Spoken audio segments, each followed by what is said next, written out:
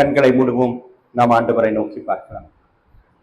நெஞ்சத்திலே தூய்மையுண்டோ, இயேசு வருகிறார். நொறுங்குண்ட நெஞ்சத்தையே இயேசு அழைக்கிறார். நெஞ்சத்திலே தூய்மையுண்டோ, இயேசு வருகிறார். நொறுங்குண்ட நெஞ்சத்தையே இயேசு அழைக்கிறார். வருந்தி சுமக்கும் பாரம் உன்னன் கோடிய இருளை நீக்கும். வருந்தி சுமக்கும் பாரம் உன்னை கோடிய இருளில் சேர்க்கும்.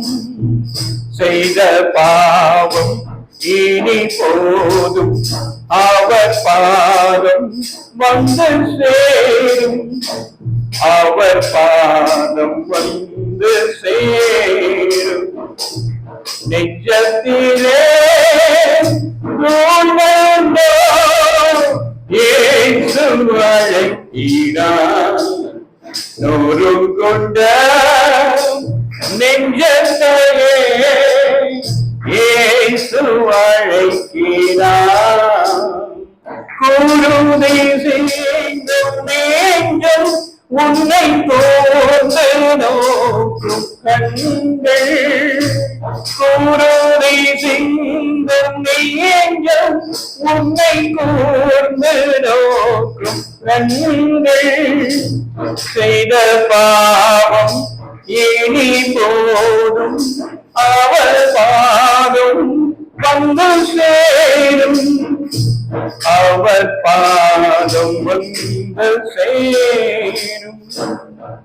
நெஞ்சத்திலே தூய்மையுண்டோ, இயேசு வருகிறார். நொறுங்குண்ட நெஞ்சத்தையே இயேசு அழைக்கிறார். ஸ்தோத்திரம் ஆண்டவரே, நன்றியோடு நாங்கள் உம்மை துதிக்கிறோம், ஸ்தோத்திரிக்கிறோம். இந்த நாளிலே ஆண்டவரே, உம்முடைய மக்களை சந்திக்க எங்களை அழைத்து கொண்டு வந்ததற்காக ஆண்டவரே நன்றி. ஒரு சிறு கூட்டமாக ஆண்டவரை ஒன்று கூடி உம்முடைய கிருபைகளுக்காகவும் இரக்கங்களுக்காகவும் உம்முடைய ஆசீர்வாதங்களுக்காகவும் உம்முடைய சமாதானத்திற்காகவும் ஆண்டவரே தேசத்திலும் ஆண்டவரே ஒற்றுமைக்காகவும் குடும்பங்களின் ஆண்டவரே பாதுகாப்பிற்காகவும் ஆண்டவரே நாங்கள் இங்கே கூடி வந்திருக்கிறோம். கர்த்தர் தயவு கூர்ந்து இறங்கி எங்கள் ஒவ்வொருவரையும் சந்திக்கும்படியாய் நாங்கள் மன்றாடுகிறோம். ஆண்டவரே ஆவியானவர் நீங்க பேசுங்க, இந்த மக்களுக்குரிய வார்த்தையை நீங்க வெளிப்படுத்துங்க. அந்த வார்த்தைகள் அவர்களுக்கு ஆண்டவரே வெளிச்சத்தையும், அந்த வார்த்தைகள் அவர்களுக்கு பாதுகாப்பையும், அந்த வார்த்தைகள் ஆண்டவரே இங்கு கூடி வந்திருக்கிற மக்களுக்கு சமாதானத்தையும் மகிழ்ச்சியையும் வளர்ச்சியையும் பெருக்கத்தையும் கட்டளையிடுவதாக உம்முடைய பொற்கரத்திலே எங்களை அர்ப்பணிக்கிறோம். ஆசீர்வதியும் ஆசீர்வதியும் இயேசு கிறிஸ்துவின் மூலம் ஜெபமே எடுக்கிறோம் எங்கள் ஜீவன் உள்ள நல்ல பிதாவே, ஆமென். கிறிஸ்துவுக்குள் அன்பான தேவ ஜனமே, உங்கள் யாவரையும் ஆண்டவராக இயேசு கிறிஸ்துவின் இனிதான வல்லமையான பெரிதான நாமத்தினால நாங்கள் வாழ்த்துகிறோம். கர்த்தர் உங்கள் ஒவ்வொருவரையும் ஆசீர்வதித்து காப்பாராக. நமது மெய்ப்பனின் குரல் ஊழியங்களின் சார்பாக எங்களுடைய வாழ்த்துதல்களையும் வணக்கங்களையும் உங்கள் ஒவ்வொருவருக்கும் நாங்கள் தெரிவித்துக் கொள்கிறோம். இந்த நாளிலே உங்களை முகமுகமாக சந்திக்க கர்த்தர் கொடுத்த இந்த பெரிய கிருபைகளுக்காக நாம் கரங்களை தட்டி ஆண்டவரை மகிமைப்படுத்தலாம். அதே போல இந்த வாய்ப்பை எனக்கு கொடுத்த உங்களுடைய ஊழியர் அவர்களுக்கும் ஊழியருடைய குடும்பத்தினர், பெரியவர்கள், தாய்மார்கள், சகோதரர்கள், சகோதரிகள், சிறு பிள்ளைகள் மாத்திரமல்ல, இந்த சபை ஸ்தாபிக்கப்படுவதற்கு காரணமாக இருந்து கொண்டிருக்கிற அத்தனை நல்ல உள்ளங்களையும் இந்த நேரத்தில் நினைவு கூர்ந்து அனைவருக்கும் எங்களுடைய வாழ்த்துதல்களையும் நன்றிகளையும் ஸ்தோத்திரங்களையும் நாங்கள் ஏறெடுக்கிறோம். நீங்கள் பலுகி பெருகி தேவனுக்கு பிரியமான மக்களாக, சாட்சியுள்ள மக்களாக வாழ வேண்டும் என்று சொல்லி நாங்கள் கிறிஸ்துவுக்குள் உங்களை வாழ்த்துகிறோம். ஹல்லேலூயா, ஹல்லேலூயா, ஹல்லேலூயா. ஆண்டவர் இன்றைக்கு நமக்கு ஒரு விசேஷமான வார்த்தையை அனுப்பி இருக்கிறார். எடுத்துக்கொள்ளுங்கள். மத்தேயு 5:24.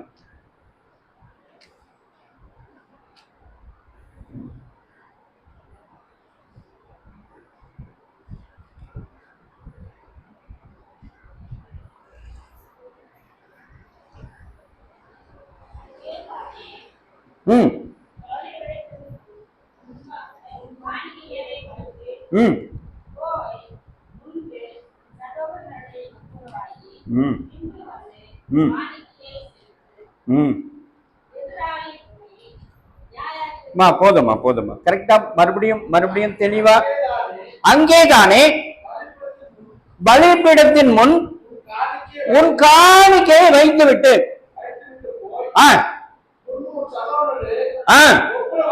ஒப்புரவாகி பின்பு வந்து உன் காணிக்கையை செலுத்து.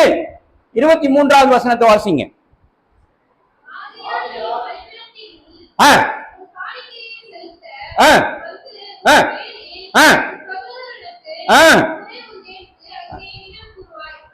நினைவு கூறுவாயாகில் அங்கேதானே பலிபீடத்தின் முன் உன் காணிக்கையை நீ வைத்து விட்டு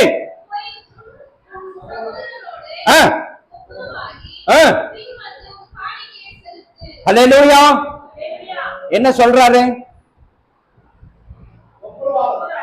யாருக்கிட்ட?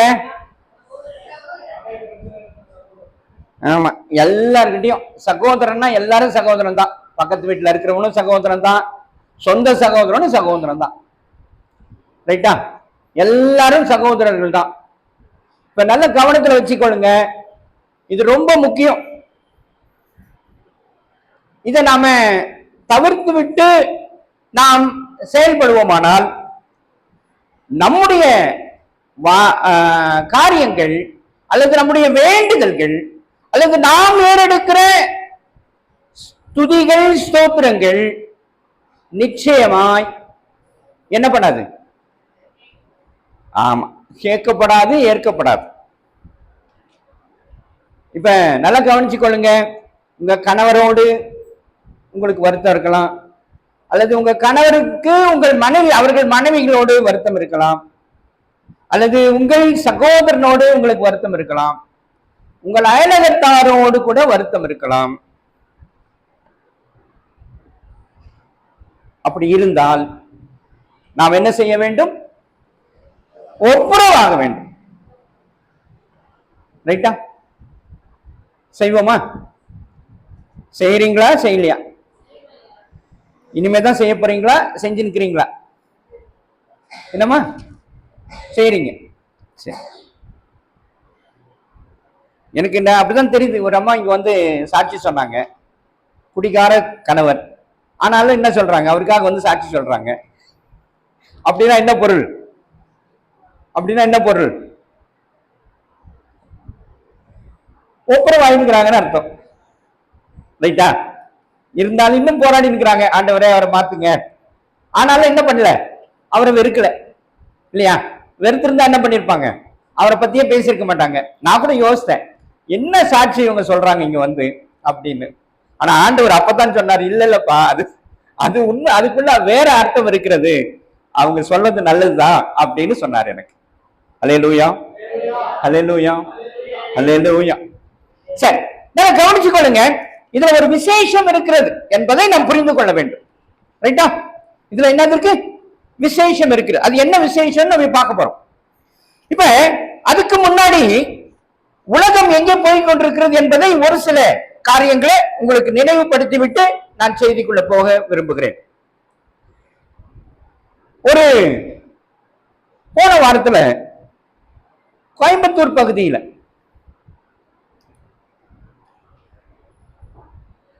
கணவர் மனைவி, அவருக்கு ஒரு 10 வயது மகள். ரைட்டுங்களா? அவங்க தற்கொலை பண்ணிக்கிட்டாங்க. கோயம்புத்தூர்ல பெரிய நாயக்கன் பாளையம்ன்ற பகுதியில அவங்க வாழ்ந்துருக்கிறாங்க. அந்த கணவர் யார் அப்படின்னா அவரு ஈபில ஜூனியர் இன்ஜினியரா வேலை செய்யறார். ரைட்டா, நல்ல வசதியா இருக்கிற குடும்பம், காரு வீடு எல்லாம் உண்டு. அவருடைய மனைவி ஸ்டாஃப் நர்ஸா இருக்கிறாங்க. ஆமா, ஸ்டாஃப் நர்ஸ். அவங்களுக்கு வியாதி பிரஸ்ட் கேன்சர். ஆமா, மார்பக புற்றுநோய். அவங்க தற்கொலை பண்ணிக்கிட்டாங்க. இதுல கவனிக்க வேண்டிய விசேஷம் ஒன்று இருக்கிறது. அவர் என்ன பண்றாரு, தற்கொலை பண்ணிக்கிறதுக்கு முன்னாடி ஆலயத்துக்கு போயிட்டு 50,000 ரூபாய் கல்லறைக்கு கட்டிட்டு, கல்லறைக்கு புக் பண்ணிட்டு வந்து தற்கொலை பண்ணிக்கிறாரு. பண்ணிட்டு போது ஒரு வீடியோ ஒன்று வெளியிட்டாரு. அந்த வீடியோல என்ன வந்து எங்களெல்லாம் கொண்டு போய் என்ன பண்ணாதீங்க, ஹாஸ்பிட்டலுக்கு எல்லாம் போக வேண்டியது அவசியம் இல்லை, நீங்க கொண்டு போய் அந்த சிஎஸ்ஐ ஆமா கல்லறையில கொண்டு வச்சிருங்க, எங்களை அடக்கம் பண்ணிடுங்க, ஏன்னா நான் 50,000 ரூபாய் என்ன பண்ணிட்டுக்கிறேன், ஏற்கனவே கட்டிட்டுக்கிறேன் அப்படின்னு சொன்னார். இப்ப நாம் இங்க கவனிக்க வேண்டியது ரொம்ப முக்கியம். ஆண்டவர் இடத்துல யார் வருவாங்க, எப்படி வருவோம், நாம எப்படி வருவோம்? என்னம்மா? தரித்திரர். சொல்லுங்க சீக்கிரமா, அப்படியே அமைதியா மறைச்சுப்பா. என்னம்மா? சரி சரி, ரைட், நல்லா கவனிங்க. இப்ப பல இடங்களை போயிருப்பாங்க, பல வைத்தியங்களை பார்த்திருப்பாங்க. ரைட்டா? அப்படியெல்லாம் போய் அங்க எங்கேயுமே நடக்காம கடைசியா வர்ற இடம் எது? சர்ச்சுக்கு தான் வருவாங்க. ரைட்டா? கடைசியா வர இடம் சர்ச்சு. ஏன்னா அவர் தான் காப்பாற்றுவார், வேற யாரும் காப்பாற்ற மாட்டாங்க. இது நம்ம எல்லாருக்கும் தெரிஞ்ச விஷயம். ஆனாலும் நம்ம என்ன பண்ண மாட்டோம், வரமாட்டோம், கடைசியா தான் வருவோம். எல்லாம் பார்த்து அங்க போய் எல்லாம் போய் எல்லாம் முடிச்சுட்டு வேற வழியே இல்லை, போகுது. அந்த நேரத்துல வந்து ஐயா கப்பான்னு காப்பாத்துங்கன்னு வந்து இங்க விழுவோம். ஆண்டவர் என்ன பண்ணுவாரு, சரி வேற வழி இல்லையே, நம்ம மக்களை யார் விடுறது, யார் காப்பாத்துறது, நாம தான் காப்பாற்றணும்னு காப்பாத்திடுவார். இது நமக்கு வழக்கமாயிடுச்சு. இப்ப நான் என்ன சொல்ல வரேன், இதுல கவனிக்கிற வேண்டிய முக்கியமான விசேஷம் என்னன்னா, இந்த தம்பதியர் ஆண்டவர் அப்படி பல இடங்களில் போனோம். அவங்களுக்கு 2 வருஷமா இந்த பாதிப்பு இருக்கான். எத்தனை வருஷமா? 2 வருஷமா பாதிப்பு இருக்கு. அப்ப நான் நினைக்கிறேன் அப்பதான் அவங்க இந்த பாதிப்பு எல்லாம் போய் முடிச்சு அப்பதான் வந்திருப்பாங்க போல இருக்கு. சர்ச்சு இங்க ஒண்ணு இருக்கு, அவர் தான் நம்மளை காப்பாற்றுவாரு, அவர் தான் என்ன பரம வைத்தியரா இருக்கிறாரு அப்படின்னு ஒரு நம்பிக்கையில வந்திருப்பாங்க. வந்தும் தோல்வி அடைந்த ஒரு தம்பதி யாரு அப்படின்னு கேட்டா என்ன பொறுத்த வரையில இவங்களாதான் இருக்க முடியும். ரைட்டா? இங்க வந்தா என்ன நடக்கும், என்ன நடக்கும்? அற்புதம் நடக்கும். ஆனா இந்த தம்பதியர் அந்த அற்புதத்தை பார்க்காமலே என்ன பண்ணிட்டாங்க, போய் சேர்ந்துட்டாங்க. இதுக்கு யார் காரணம் நினைக்கிறீங்க நீங்க?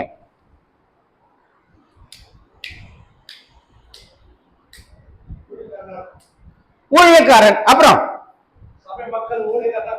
ஆமா, ஊழியக்காரரு சபை மக்கள் தான் என்ன ஆயிடுச்சு காரணம். ரைட்டா?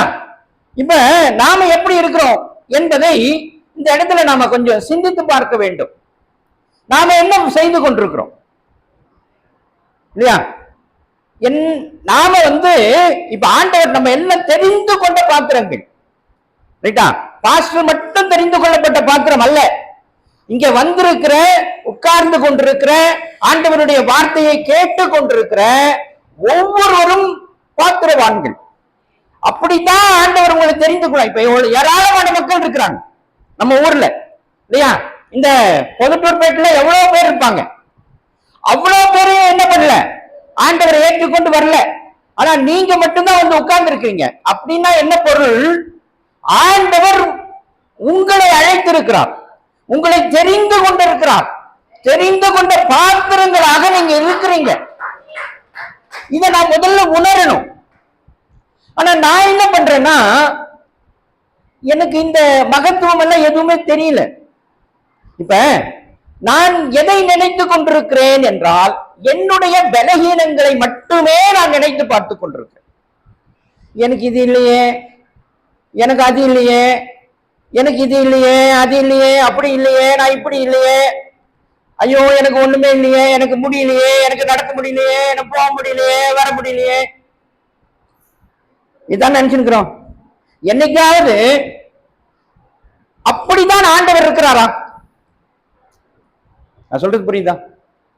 முடியாத கடவுளா நம்முடைய கடவுள்? செய்ய திராணியற்றவரா நம்முடைய கடவுள்? புரியுதா நான் சொல்றது? அப்போ நான் என்னுடைய பலகீனத்தை நினைத்து கொண்டிருக்கிறேனே ஒழிய எனக்கு முன்பாக இருக்கிற ஆண்டவராக இயேசு கிறிஸ்துவினுடைய வல்லமையை நான் என்ன பண்ணல, அறிந்து கொள்ளவில்லை, தெரிந்து கொள்ளவில்லை, பயன்படுத்தவில்லை. அப்ப ஜாக்கிரதை படுங்க. நாம எங்க இருக்கிறோம்? 2026 வந்து உட்கார்ந்து இருக்கிறோம். இன்னும் நான் ஜாக்கிரதைப்படவில்லை என்று சொன்னால் இந்த சாட்சி எல்லாம் பிரத்யட்சமான சாட்சிகள். இன்றைக்கு திருச்சபைகள் எப்படி இருக்கிறது என்பதற்கு சான்றான ஒரு சாட்சி இது. சர்ச்சை தெரிஞ்சிருக்கிறார்கள், சர்ச்சில் கல்றைக்கு பணம் கட்டணும்னு தெரிஞ்சிருக்கு. ஆனால் சுகம் பெற அவர்களுக்கு என்ன இல்லை? திராணி இல்லை, விசுவாசம் இல்லை, காத்திருப்பு இல்லை, பொறுமை இல்லை.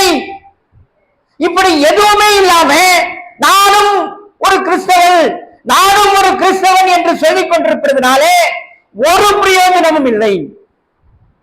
ஹல்லேலூயா.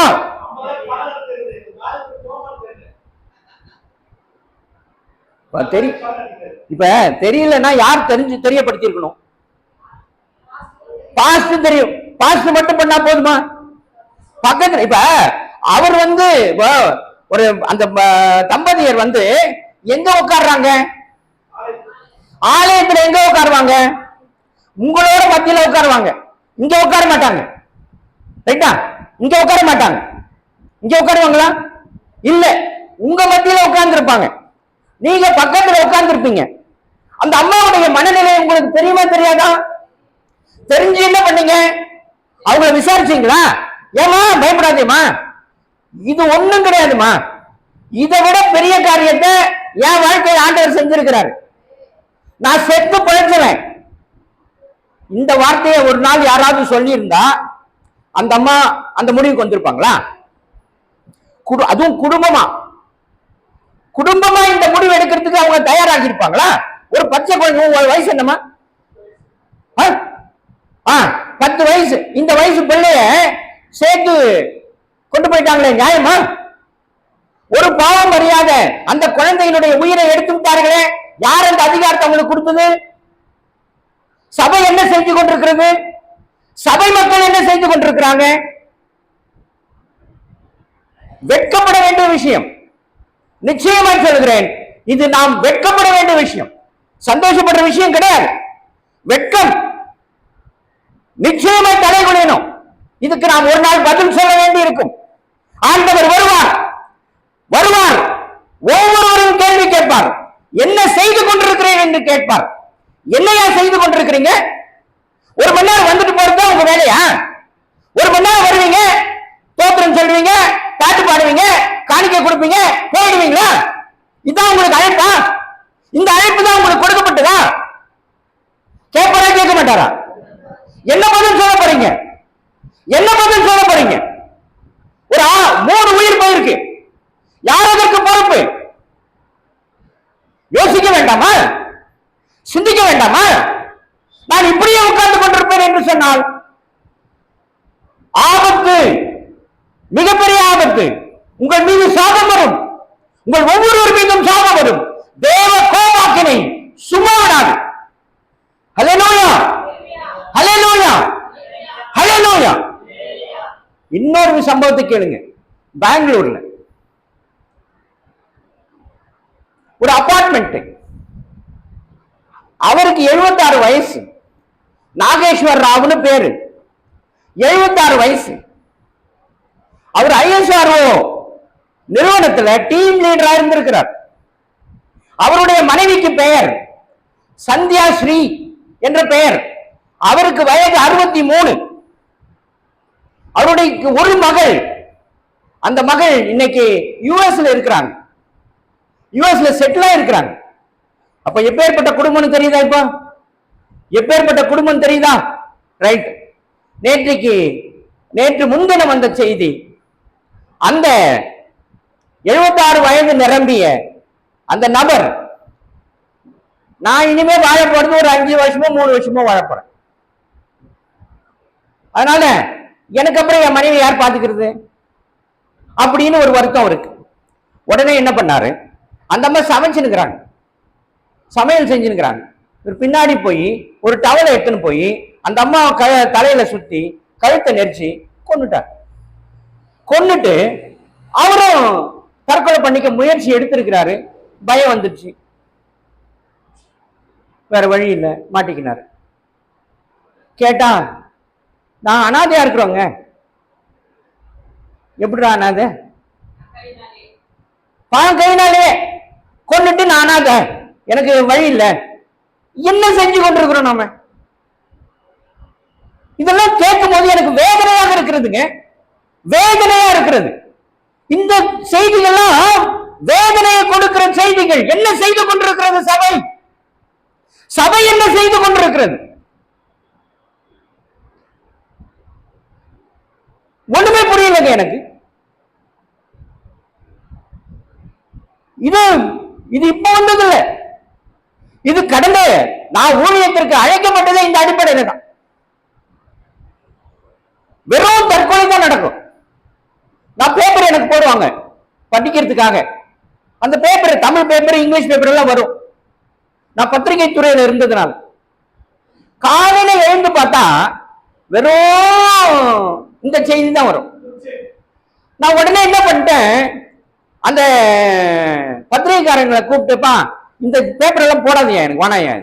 என்னையா காலையில எழுந்த உடனே அதுவும் மேல் முதல் பக்கத்திலேயே வருதுயா எல்லாமே, எனக்கு வேணாம், இது போடாத. தந்தி பேப்பரை நிறுத்திட்டேன், மற்ற இன்னொரு தமிழ் பேப்பரை நிறுத்தியாச்சு. கடைசியில் இங்கிலீஷ் பேப்பர் மட்டும் வந்துருந்துச்சு, தி ஹிந்து. ஆண்டவர் பார்த்தாரு, நீ தமிழ் பேப்பரை மட்டும் தான் நிறுத்துவ, ஏன்னா இங்கிலீஷ் பேப்பர்ல அவ்வளவு வராது, ஏன்னா அது நேஷனல் பேப்பர், அதனால வராதுன்னு நான் நினைச்சிருந்தேன். ஆனா வர ஆரம்பிச்சது. ஒரு நாள் அதை எடுத்து பிரிச்சு பார்க்கிறேன், ஒரு இன்ஜினியரிங் படிக்கிற ஸ்டூடெண்ட் தற்கொலை பண்ணிக்கிட்டான் அப்படின்னு ஒரு செய்தி. சரி, என்னடா இது இதுலயும் வருது அப்படின்னு விட்டுட்டேன். வருது அப்படின்னு. சரி, மறுநாள் இன்னொரு செய்தி. அது என்ன செய்தினா, ஒரு மகள், அவளும் இன்ஜினியரிங் படிக்கிற பொண்ணு. அந்த அம்மா என்ன பண்றாங்க, அவங்க அப்பா அம்மா இறந்துட்டு இருக்கிறாங்க. அந்த பெண் மாமாவுடைய பராமரிப்புல வளர்ந்து கொண்டிருக்கிற பெண். பஸ்ல காலேஜ் முடிச்சுட்டு பஸ்ல வருது. வரும்போது தன்னுடைய மாமாவுக்கு போன் பண்ணுது, மாமா நான் மருந்து சாப்பிட்டேன், நான் செத்துற போறேன், பஸ் ஸ்டாண்டுக்கு வான்னு சொல்லுது. இப்படி எழுதி வச்சிருக்கிறான். பஸ் விட்டு இறங்குறாங்க, அந்த மாமா ஓடி வர்றாரு, மறிச்சு போகுது. எனக்கு இது பெருத்த வேதனையை கொடுத்தது. என்ன இப்படி நடந்துருக்குதுன்னு உடனே என்ன பண்ண, எல்லா பழைய பேப்பர் எல்லாத்தையும் எடுத்தேன், எல்லா பழைய பேப்பரையும் எடுத்தேன். ஏன்னா அது வரைக்கும் கண்ணில் படாத இருந்தது.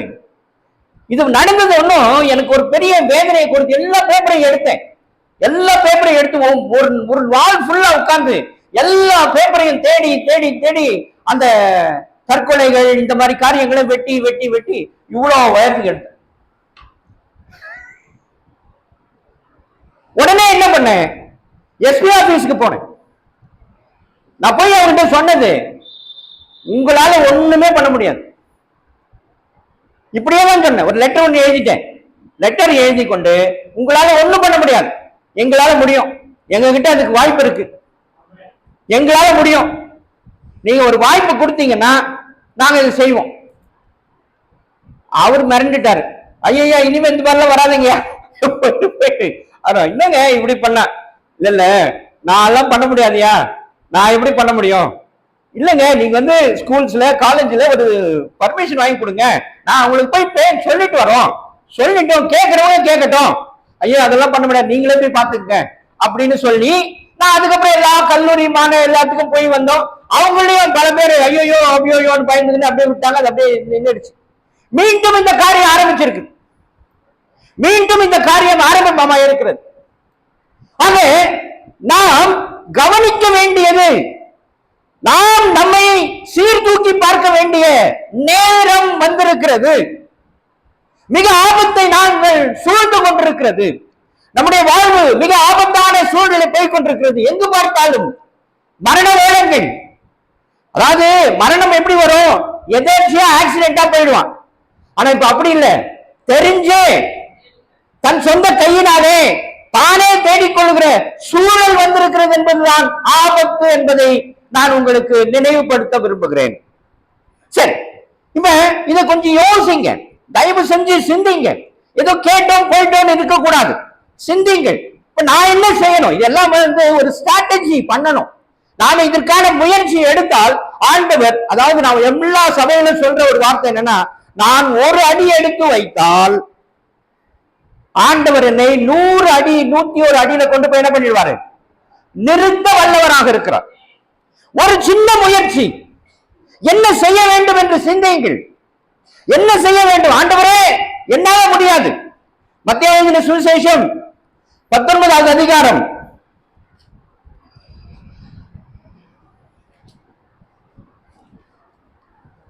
26வது வசனம்.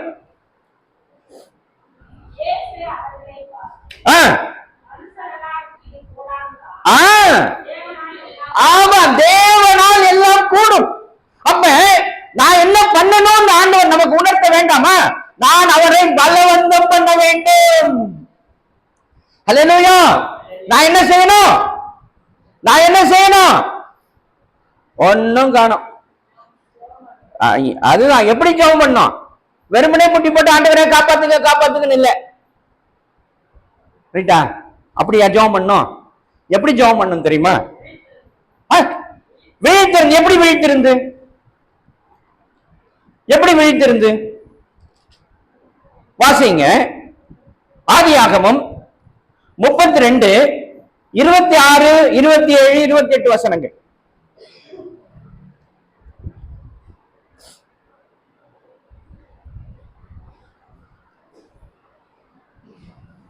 சீக்கிரமா.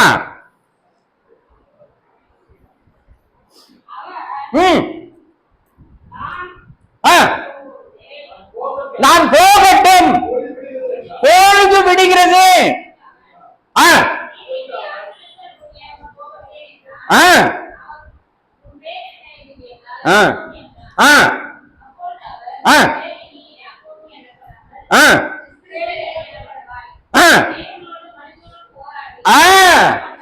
ஆமா, இந்த போராட்டம் இருக்கணும். இந்த போராட்டம் கூட நமக்கு வேணும். நான் சொல்றது புரியுதா? வெறுமனே இப்ப வீட்டிலிருந்து ஜெபம் பண்றான் அப்படின்னாக்கா, ஆண்டவர் விடியிருக்கிறா நான் போறேன்டான்றாரு. நான் போன விட்டுறியா, என்ன விட்டுருந்தான். ஆனா அவன் என்ன சொல்றான்?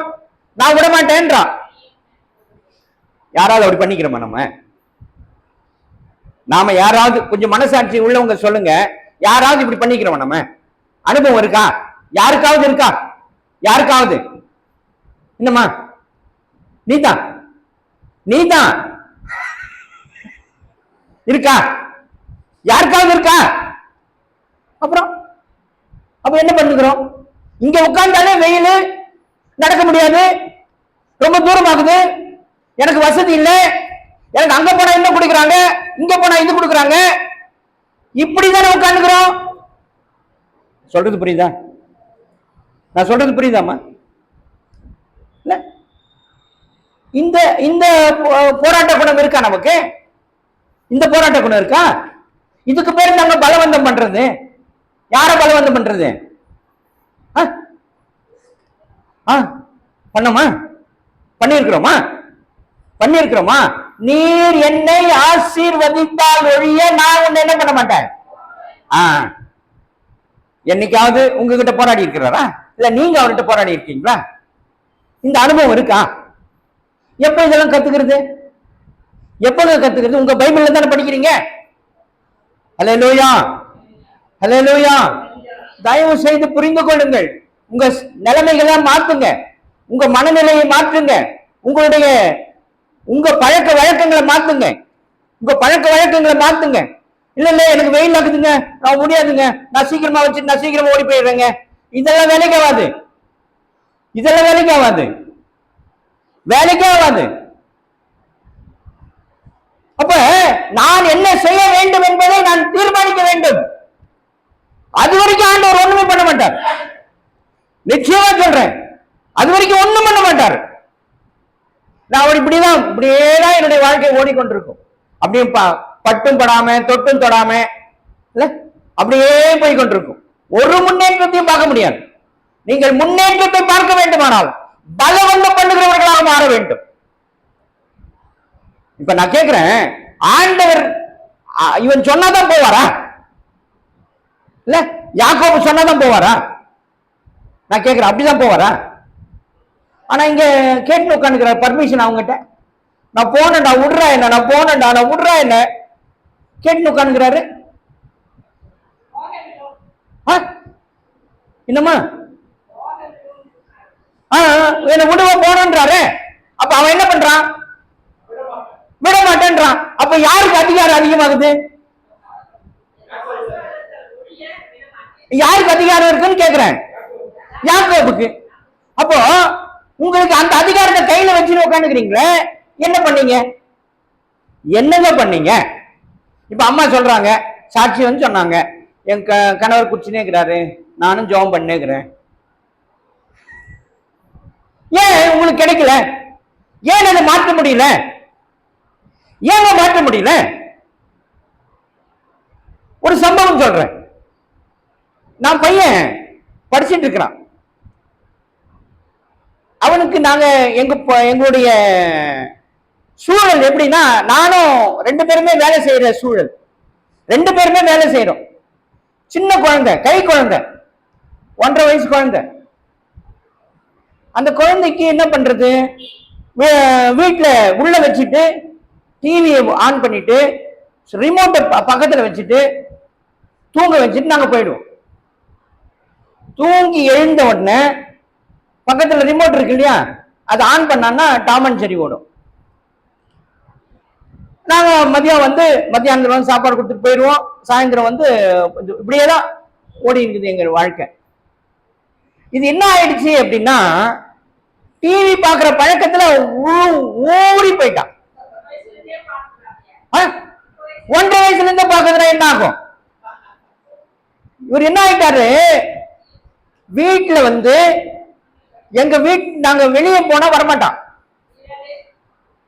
வீட்டு கடைக்கு போலாம், நான் வரல, நான் வீட்டை பாத்துக்கிறேன், நீங்க போங்க. என்ன வீட்டை பாத்துக்கிறது? இவர் டிவி பாத்துருக்கிறதுங்க. இவருடைய பழக்கமெல்லாம் அப்படியே மாறிடுச்சு. அந்த அந்த பொம்மை படங்க வரும் இல்லையா, அந்த கேரக்டராவே தான் அவன் ஆக்ட் பண்ணுவான். கூப்பிட்டா ஒரு முறை கூப்பிட்டு வச்சுங்க, பதில் வராது. 2வது முறை கூப்பிட்டால் அவ்வளவுதான். அந்த இடம் மாறாது, முகம் மாறாது, அந்த பார்வை மாறாது. அப்படியே வந்து என்னங்க, என்ன டாடி, அவ்வளவுதான். இவ்வளவுதான். ஸ்கூலுக்கு போவான், சர்ச்சுக்கு வருவான், அவ்வளவுதான். எனக்கு பயம் வந்துருச்சு, உண்மையிலே பயம் வந்துருச்சு. நான் உடனே ஆண்டவரே நாங்களே தப்பு பண்ணிட்டோமே, நாங்களே இதை பழக்கப்படுத்திட்டு இருக்கிறோமே, இது இப்படி ஆயிட்டுக்குதே, இது பயங்கரமா ஆயிட்டுக்குதே அப்படின்னு. நம்ப மாட்டீங்க, ஒரு வாரம் அல்லது 2 வாரம் அல்லது மேக்சிமம் 3 வாரம் ஆயிருக்கலாம், அதெல்லாம் ஜாஸ்தின்னு நினைக்கிறேன். ஒரு நாள் குரங்கு வந்துச்சு, கேபிளை கட் பண்ணிடுச்சு. குரங்கு வந்து கேபிளை கட் பண்ணிடுச்சு. இவன் வந்து ஒரே தொந்தரு, கேபிள் ரெடி பண்ணுங்க. அந்த டிவி கேபிள் போடுற தம்பி கிட்ட, தொந்தரு, எங்களுக்கு நியூஸ் பார்க்க முடியல, அவனை ரொம்ப தொந்தரவு பண்றாயா, கொஞ்சம் உடனே பண்ணியா, என்னையா ஒரு குரங்கு பிடிச்சதை ரெடி பண்ண மாட்டியா, அந்த குரங்கெல்லாம் இது பண்ணுங்கயா அப்படி இப்படின்னு. அவன் என்னன்னா, ஐயா நீங்க ரொம்ப நாளா என்ன சொல்லுங்கிறீங்க, இந்த சரியா வரமாட்டேங்குது, கிளாரிட்டி இல்ல அப்படின்னு சொல்லுங்கிறீங்க இல்லையா. நாங்க கேபிள் எல்லாம் ஆர்டர் பண்ணிட்டோம், ஒரு வாரம் கூடுதலா கொடுங்க, நான் ரெடி பண்ணிடுறேன் அப்படின்னா. சரிப்பா கொஞ்சம் சீக்கிரம் பண்ணுப்பா, இதுல தாங்காது, நீ கொஞ்சம் சீக்கிரமா பண்ணிடு, கொஞ்சம் ப்ரையாரிட்டி பண்ணிடு, உயிர் எடுக்கிறான் அப்படின்னு. அவன் என்ன பண்ணா, கேபிள் போட்டுட்டு இப்ப அந்த கேபிளை கொண்டாந்து எங்க போடணும், டிவியில கனெக்ட் பண்ணணும். அதுக்காக வாசல்ல வந்து நிக்கிறான். அந்த நேரம் பார்த்து நானும் என் மகனும் முன்னாடி நின்னுக்கிறோம் வாசலாண்ட. அவன் வந்தவன், ஐயா நீங்க சொன்ன மாதிரி நான் சீக்கிரம் பண்ணிட்டேன், கேபிள் கனெக்ட் பண்ணிடுறேன், அந்த கேபிளோட கனெக்ஷனை டிவியில கனெக்ட் பண்ண. நீங்க நம்ப மாட்டீங்க, என் மகன் என்னிடத்துல சொன்னது, டாடி நமக்கு எதுக்கு டிவி?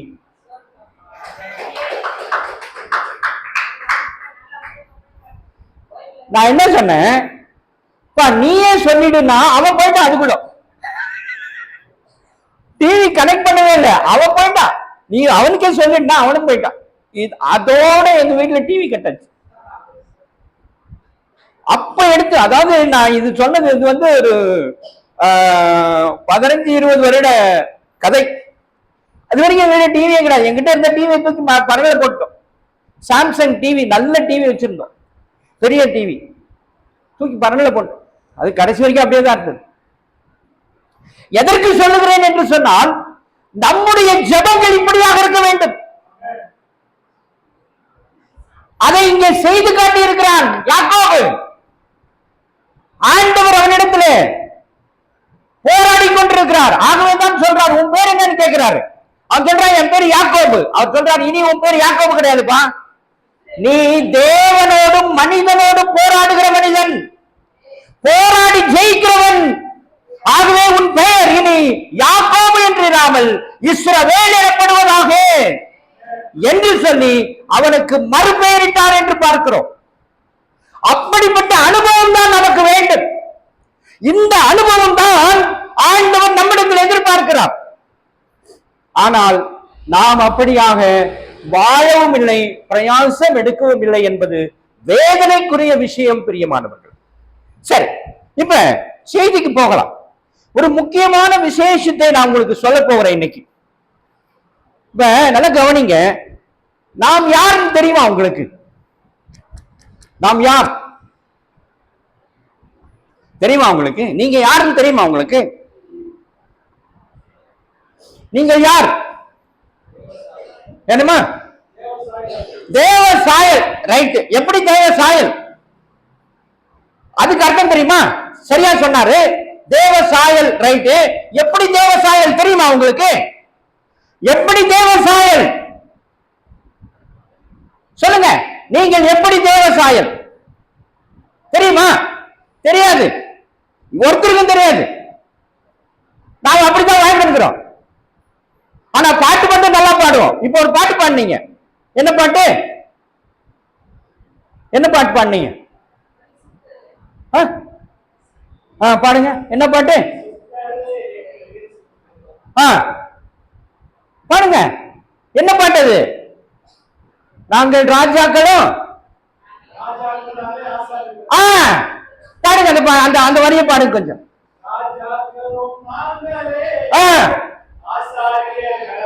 நான் கேட்கிறேன், எப்படின்னு கேட்கிறேன். நீங்க வெறுமனே பாட்டு பாடிக்கிறீங்க, எப்படின்னு தெரியுமா உங்களுக்கு? நீ எப்படி ராஜான்னு தெரியுமா? நீ எப்படி தேவ சாயல் தெரியுமா? நான் சொல்றது புரியுதாம்மா? தெரியுமா தெரியாதாங்க? நமக்கு தெரியாது. இப்படிதான் நம்முடைய வாழ்க்கை ஓடிக்கொண்டிருக்கிறது. நான் ராஜாவாக, அவருடைய ஆசாரியனாக, அவருடைய சாயல் என்று. இன்னும் சில பேர் நாங்கள் இஸ்ரவேல் வேற சொல்லுவாங்க. எப்படிதான் இஸ்ரவேல்னா தெரியாது. எப்படி நீ இஸ்ரவேலர்? நாங்க ஆவிக்குரிய இஸ்ரவேலருங்க. எப்படியா நீ ஆவிக்குரிய இஸ்ரவேலரு? தெரியாது. ரைட்டா? உண்மைதானே? அப்போ இப்படி அடிப்படைகளை நாம் தெரிந்து கொள்ளாமலே வாழ்ந்து கொண்டிருக்கிறோம். அடிப்படையே தெரியாது. என்ன செய்யறோம், எதுக்காக வரோம், நாம எதற்காக இங்க வந்து உட்கார்றோம், எதற்காக செய்தி கேட்கிறோம், நான் அதை எப்படி அப்ளை பண்ணோம், இந்த காதல வாங்க, இந்த காதல விட்டுட்டு போறதுக்கு செய்தி கேட்பது அல்ல. அதை நான் பயன்படுத்த வேண்டும், பயன்படுத்த வேண்டும். பயன்படுத்தி ஆண்டவருடைய அனுபவத்தை நான் வெளிப்படுத்த வேண்டும், சாட்சியாய் வாழ வேண்டும். இவர்களுக்குள் கர்த்தர் இருக்கிறார், இவர்களுக்குள் தேவன் இருக்கிறார், இவர்களுக்குள் தேவ மகிமை இருக்கிறது என்று சொல்லக்கூடிய சூழலில் நாம் வாழ வேண்டும். அல்லேலூயா. இனியாகிலும் மாற்றங்களை உண்டு பண்ணுங்க, மாற்றங்களுக்கு பிரயாசம் எடுங்க. சரி, நான் சொன்னேன் இப்ப 3 காரியங்களை உங்களுக்கு சொல்ல போறேன். அதுல குறைஞ்சது 2 காரியமாவது நான் உங்களுக்கு சொல்லிடுவேன். ஒன்று, நாம் யார். முதல்ல எனக்கு நான் யாருன்னு நமக்கு தெரியணும். 2வது, நாம் தேவனை நோக்கி திரும்புவது எப்படி, அல்லது நம்முடைய நிலை என்ன, நான் எந்த நிலையில வாழ்ந்துட்டு இருக்கிறேன். முதல் காரியம் என்ன சொன்னேன்? நாம் யார், நான் யாருன்னு முதல்ல எனக்கு தெரியணும். என்னுடைய நிலை என்ன, நான் எந்த சூழலில் இன்றைக்கு வாழ்ந்து கொண்டிருக்கிறேன். 3வது, நான் தேவனை நோக்கி திரும்புவது எப்படி என்று நாம் அறிந்து கொள்ள போகிறோம். அதுல நீங்க எவ்வளவு நேரம் கொடுப்பீங்களோ அதை பொறுத்து ஒரு சில காரியங்கள், அதுல 1ஓ 2ஓ முடிச்சுட்டு அல்லது அடுத்த முறை உங்களுக்கு பேசும்போது இன்னும் பல காரியங்களை குறித்து பேசலாம். நிறைய விசேஷங்கள் இருக்கு. சரி, இப்ப நாம் யார்? நாம் யார் என்று சொன்னால், நாம் தான் காயினுடைய சந்ததியினர். அல்லேலூயா. காயின் யாரு? யாரு அவரு? யாருக்கு அண்ணன் தம்பி? ஆபேலுக்கு அண்ணன், ரைட்டா? அவன் யாருக்கு மகன்? ஆபிரகாமுக்கு. பத்தியா பத்துமா? நம்ம எங்க இருக்கிறோம் பாத்துக்குங்க, ரைட்டா? நாம எங்க இருக்கிறோம்? இங்க எதா இருக்கிறோம். நாம வளரவே இல்லை. என்ன பண்ணல? வளரவே இல்லை. அந்த காயன் யார் என்று சொன்னால், ஆதாமுக்கு பிறந்த முதற்குமாரன். வாசியுங்கள், ஆதியாகமம் 4:1.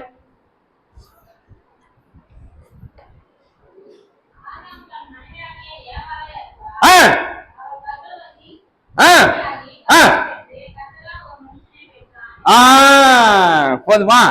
இந்த காயின் ஆதாமினுடைய முதற்குமாரன், முதற் பேரானவன்.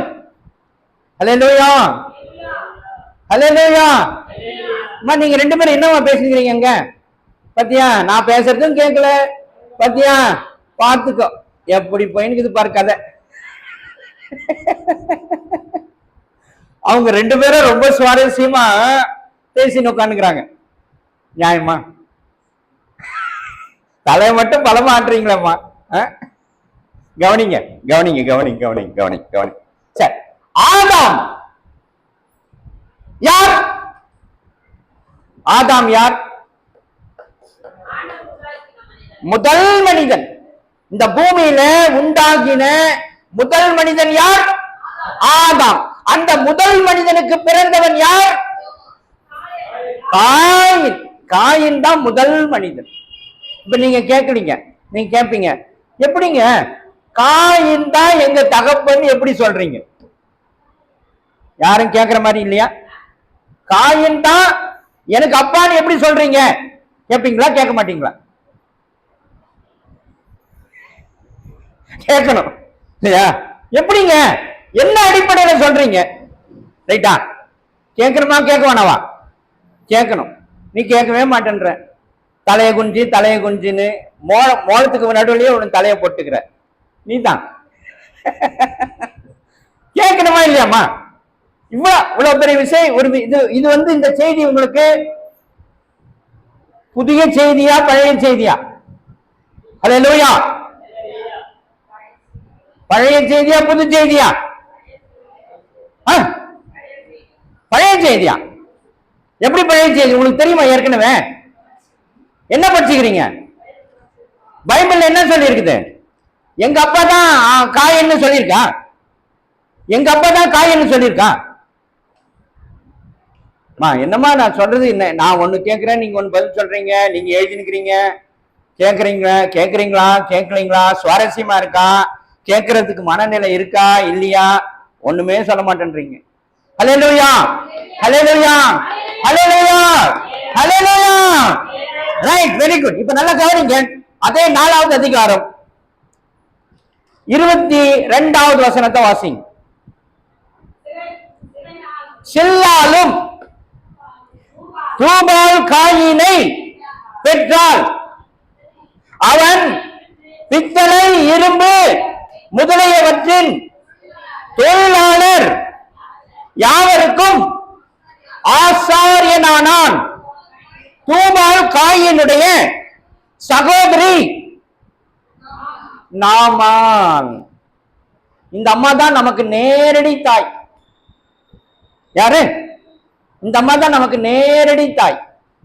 ஏன், எப்படி அப்படின்னா, இந்த நாமால் தான் நாகர்களுடைய தாய்.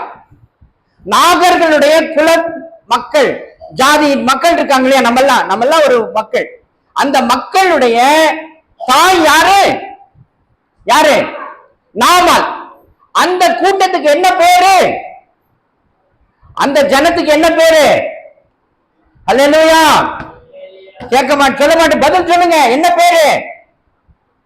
நாகர்கள்னு பேரு. அந்த நாகர்களுடைய மொழி தான் தமிழ். அவர்கள் பேச்சு மொழி என்ன மொழி? தமிழ் மொழி. ரைட்டா? சரி, இது எப்படிங்க கண்டுபிடிக்கிறீங்க? இல்லையா, அவங்க மொழி தமிழ்னு எப்படிங்க சொல்றீங்க? ரைட்டா? கேட்கணுமா கேட்க வேணாவா? கேட்க மாட்டேன்றீங்க. நானே சொல்றேன். நானே எப்படிங்க? இப்ப நான் என்ன சொன்னேன்? காயின் தான் எனக்கு தகப்பன்னு சொன்னேன். எப்படின்னு கேட்குனீங்க, நீங்க கேட்கல, நானே சொன்னேன். அவங்க யாரு அப்படின்னா, அந்த சந்ததியில வந்த நாமால் தான் எனக்கு தாய் அப்படின்னு சொன்னேன். அவங்களுடைய மொழி என்ன அப்படின்னா தமிழ் மொழின்னு சொன்னேன். எப்படிங்க அவங்க அந்த அம்மாவுக்கு தமிழ் மொழி, எந்த காலத்திலேயே பிறந்தாங்க வாழ்ந்தாங்க, அவங்க மொழி என்னன்னு எப்படிங்க தெரியும் அப்படின்னு கேட்டா, அதுலயே பதில் இருக்கிறது. மறுபடியும் அந்த வசனத்தை வாசிங்க. 22.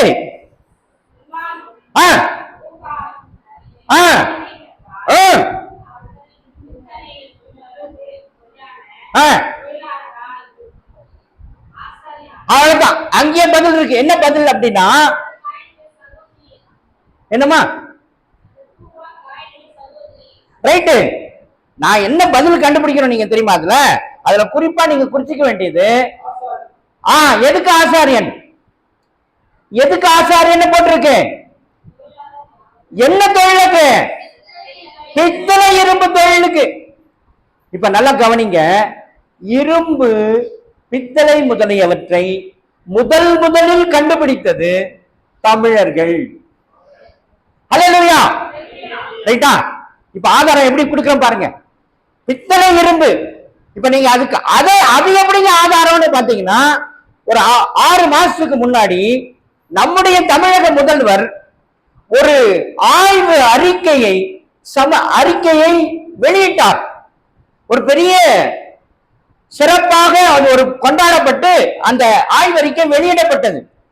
என்ன ஆய்வறிக்கை என்றால், தமிழர்கள் தான் 3500 ஆண்டுகளுக்கு முன்பாக முதலில் உலகத்தில் கண்டுபிடித்த பொருள் அல்லது உபயோகித்த இரும்பை கையாண்டவர்கள் யாருன்னு சொன்னாங்க? தமிழர்கள்னு சொன்னாங்க. ஆதாரத்தோடு. அல்லேலூயா, அல்லேலூயா. இப்ப நம்முடைய வரலாறு எங்க இருக்கு பாத்தியா? இப்ப நம்ம வரலாறு எங்க இருக்குன்னு பாத்தீங்களா? பைபிள்லயே இருக்கு. இப்ப நான் இன்னொன்னு கேட்கிறேன். இந்த பைபிள் நீங்க கையில வச்சிருக்கீங்க இல்லையா? இந்த பைபிள் யாரை குறித்து அதிகமா எழுதப்பட்டிருக்கு? யாரை குறித்து அதிகமாக பைபிள் நமக்கு சொல்லுகிறது? யாரு?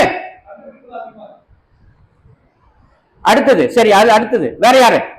பைபிள் யாரை குறித்து அதிகமாக பேசுகிறது?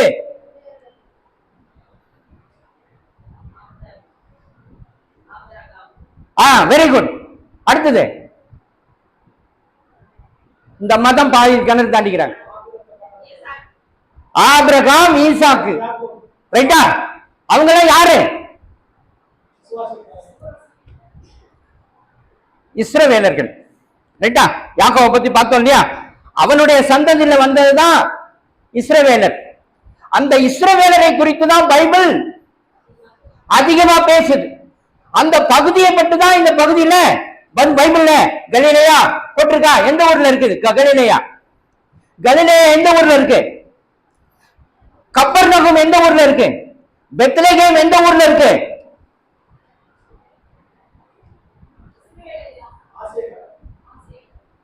ஆசிய கண்டம். அது எந்த பகுதி? இப்ப இங்க ஒரு ஊர் பேர் சொல்லுங்க. இந்த ஊர் பேர் என்ன? பொதுட்டூர்பேட்டை. பொதுட்டூர்பேட்டை எங்க இருக்கு? நான் ராணிப்பேட்டில் இருக்கிறேன். பொதுட்டூர்பேட்டில தானே பொதுட்டூர்பேட்டை இருக்கும். ராணிப்பேட்டில் பொதுட்டூர்பேட்டை இருக்குமா? இல்ல. அந்த கேக்குறேன் அந்த மாதிரி. அப்போ இதெல்லாம் எங்க இருக்கு? இஸ்ரேல் நாட்டில் இருக்கு. அப்போ பைபிள் யாரை குறித்து பேசுது? இஸ்ரவேலர்களை குறித்து பேசுகிறது. இஸ்ரவேல் ஜனத்தை குறித்து பேசுது.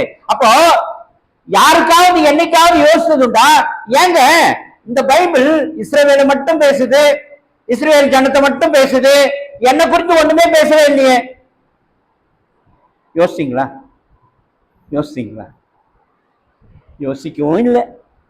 ஏதோ பைபிள் வச்சிருக்கிறாங்க, ஏதோ சொல்றாங்க, கேட்டு போயிடுறோம். ரைட்டா?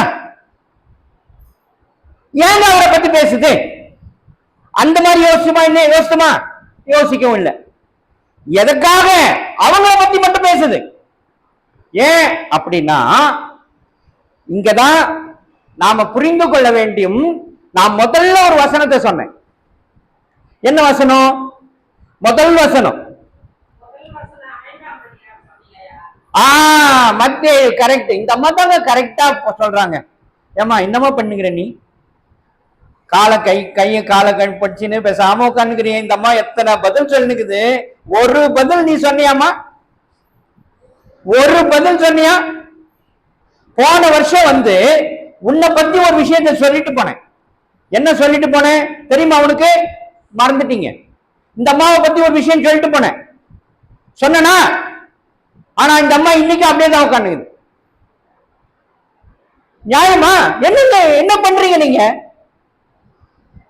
என்ன பண்றீங்க? மத்தேயு எழுதின சுவிசேஷம் 5வது அதிகாரம் 23, 24 வசனம். ரைட்டா? இப்ப நல்ல கவனிங்க. அதை நீங்க படிச்சுட்டீங்க. நல்ல கவனிங்க. இந்த காயின் என்ன பண்றான்? ஆண்டவருக்கு பலி செலுத்த, காணிக்கை செலுத்த, அவரை தொழுது கொள்ள ஒரு சமூகத்துக்கு போகிறான். நான் சொல்றது புரியுதா? அவன் என்ன பண்றான்? காணிக்கை செலுத்த போறான். யாருக்கிட்ட? ஆண்டவருடைய சமூகத்துல போறான். இப்ப நீங்க எல்லாம் எதுக்கு இங்க வந்திருக்கீங்க? ஆண்டவரை தொழுது கொள்ள வந்திருக்கிறீங்க. ரைட்டா? ஆமா தானே? ஆண்டவரை தொழுது கொள்ள வந்திருக்கிறீங்க. இது போல இந்த காயினும் ஆண்டவரை தொழுது கொள்ள அவருடைய சமூகத்திற்கு போகிறான். ஆனால் போனா எப்படி போனா அப்படின்னா, இந்த வார்த்தையின்படி அவன் போகவில்லை. அவன் மனதுக்குள்ளே தன்னுடைய சகோதரன் மீது பொறாமை இருந்தது, அவன் மீது வெறுப்பு இருந்தது, கொலைவெறி இருந்தது. அந்த வெறுப்போடு காணிக்கை செலுத்த போகிறான். ஆண்டவர் அவன் காணிக்கையை ஏற்கவில்லை. ஏற்காததுனால அவனுடைய வெறுப்பு இன்னும் அதிகமானது.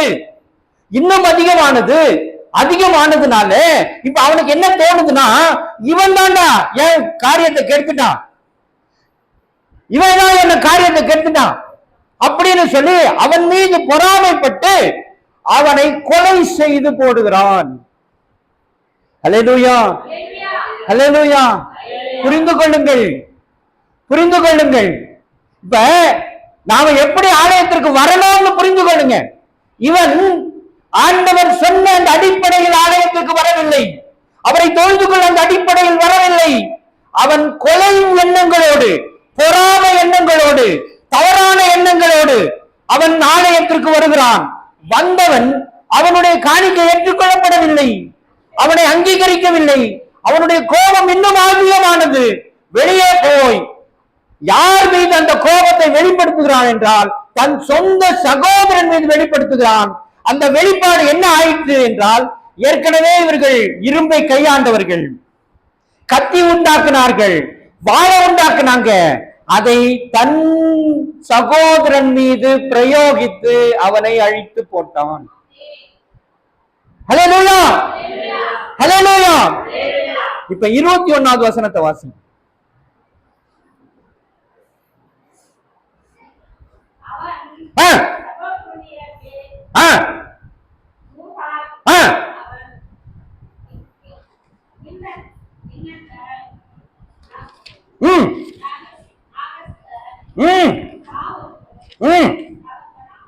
வாசிங்கம்மா, யாராவது ஒருத்தர்.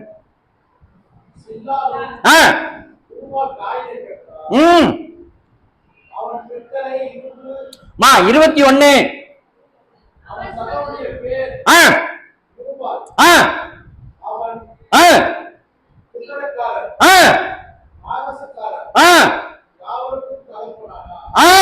அப்படின்னா என்ன பொருள்? யாருக்கு தகப்பன்? என்ன யாரு அவருக்கும்? என்னங்க இப்படி படிக்கிறீங்க? மறுபடியும் அந்த வசனத்தை வாசிங்க நல்ல தெளிவா.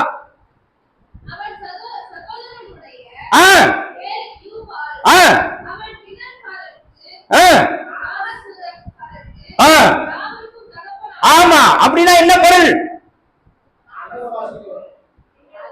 அப்படின்னா என்ன பொருள்? அப்படின்னா என்ன பொருள்?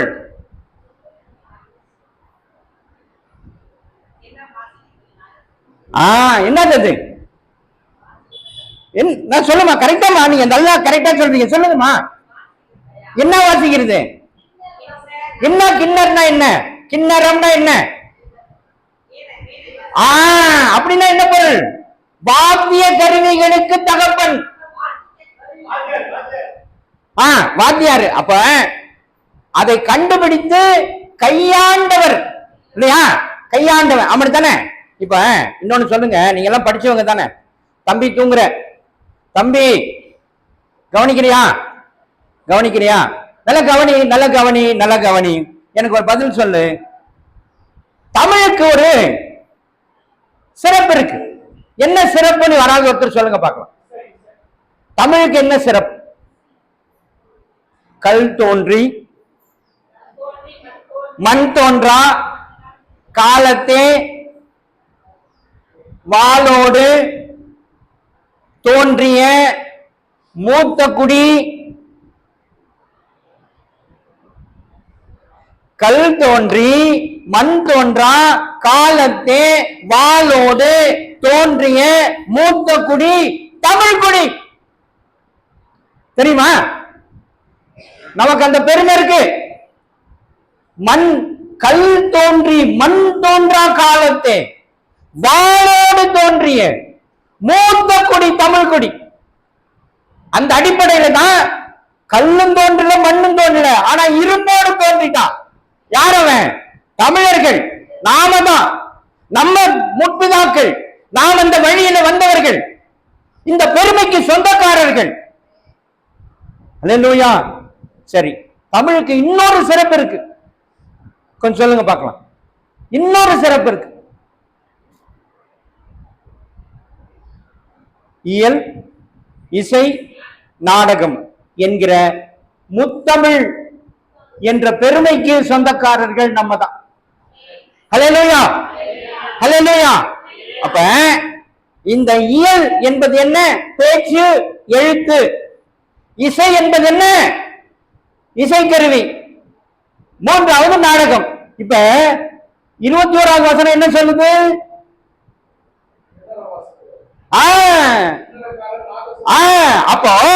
அப்போ அவன் அந்த காலத்திலேயே கிண்ணறம் முதலியவைகளை, வாத்திய கருவிகளை இசைக்கவும் அதை மீட்கவும் தகுதி படைத்தவனாக, ஆளுகைப்படுகிறவனாக அவன் இருந்தான். யார் இருந்தது? காயினுடைய சந்ததியில இருந்தவர்கள் இருந்தார்கள். காயினுடைய வம்சத்துல வந்தவர்கள் இருக்கிறார்கள். இரும்பை கண்டுபிடித்தவன் காயின் வம்சத்துல வந்தவன். இசைக்கருவியை மீட்டவன் காயின் வம்சத்துல வந்தவன். 20வது வசனம் சொல்லுது, கூடாரங்கள் அவனுடைய அவன் தான் போட்டது. கூடார் வீடு கட்டுறது. அந்த காலத்துல வீடை இப்படி கட்டினானுங்க, எல்லாத்துக்கும் அவங்கதான். அப்போ இவ்வளவு பெரிய பெருமைக்கு சொந்தக்காரர்கள் நாம். தெரியுமா? வெறுமனே பாட்டு பாடிக்கிறோம். நான் ராஜாக்களும் நாங்களே, ஆசாரியர்களும் நாங்களே. எப்படிங்க? இப்படித்தான். ஹல்லேலூயா, ஹல்லேலூயா. என்னமா? அவன் தான் எல்லாத்துக்கும் சொந்தக்காரன் அவன். ஆனாலும் அவன் விழுந்து போனான். எப்படி விழுந்து போனான்? ஆண்டவர் சொற்படி செய்யல, ஆண்டவருடைய கட்டளைக்கு கீழ்ப்படியல, அவருடைய வார்த்தையை அறிந்து கொள்ளவில்லை. இன்றைக்கு நாம் எப்படி இருக்கிறோம்? அப்படியே இருக்கிறோம். நமக்குள்ள ஒரு மாற்றம் வரணுமா வேண்டாமா? வரணுமா வேண்டாமா? வரணும். எங்க வந்துச்சு? லூக்கா எழுதின சுவிசேஷம் 15வது அதிகாரம் 19-20 வசனங்களை வாசிங்க. 19-20.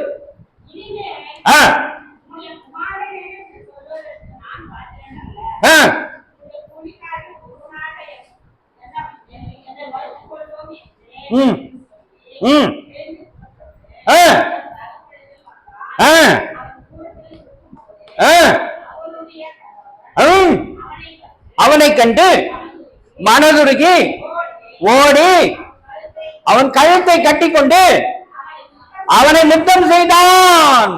ஹல்லேலூயா, ஹல்லேலூயா. இப்ப இங்க கெட்ட குமாரனுடைய கதை சொல்லப்பட்டிருக்கிறது.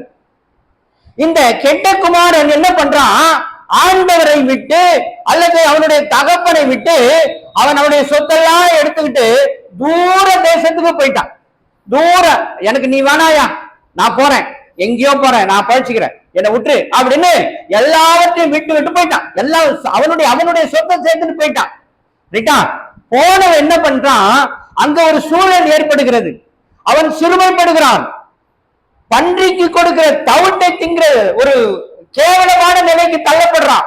அப்பொழுது யோசிக்கிறான், ஐயோ, எங்க அப்பா வீட்டுல வேலைக்காரங்க சாப்பிடுற அந்த விசேஷமான பொருள், ஆனா நான் இங்க தவிட்டு சாப்பிட்டுக்கிறேன் அப்படின்னு நினைக்கிறான்.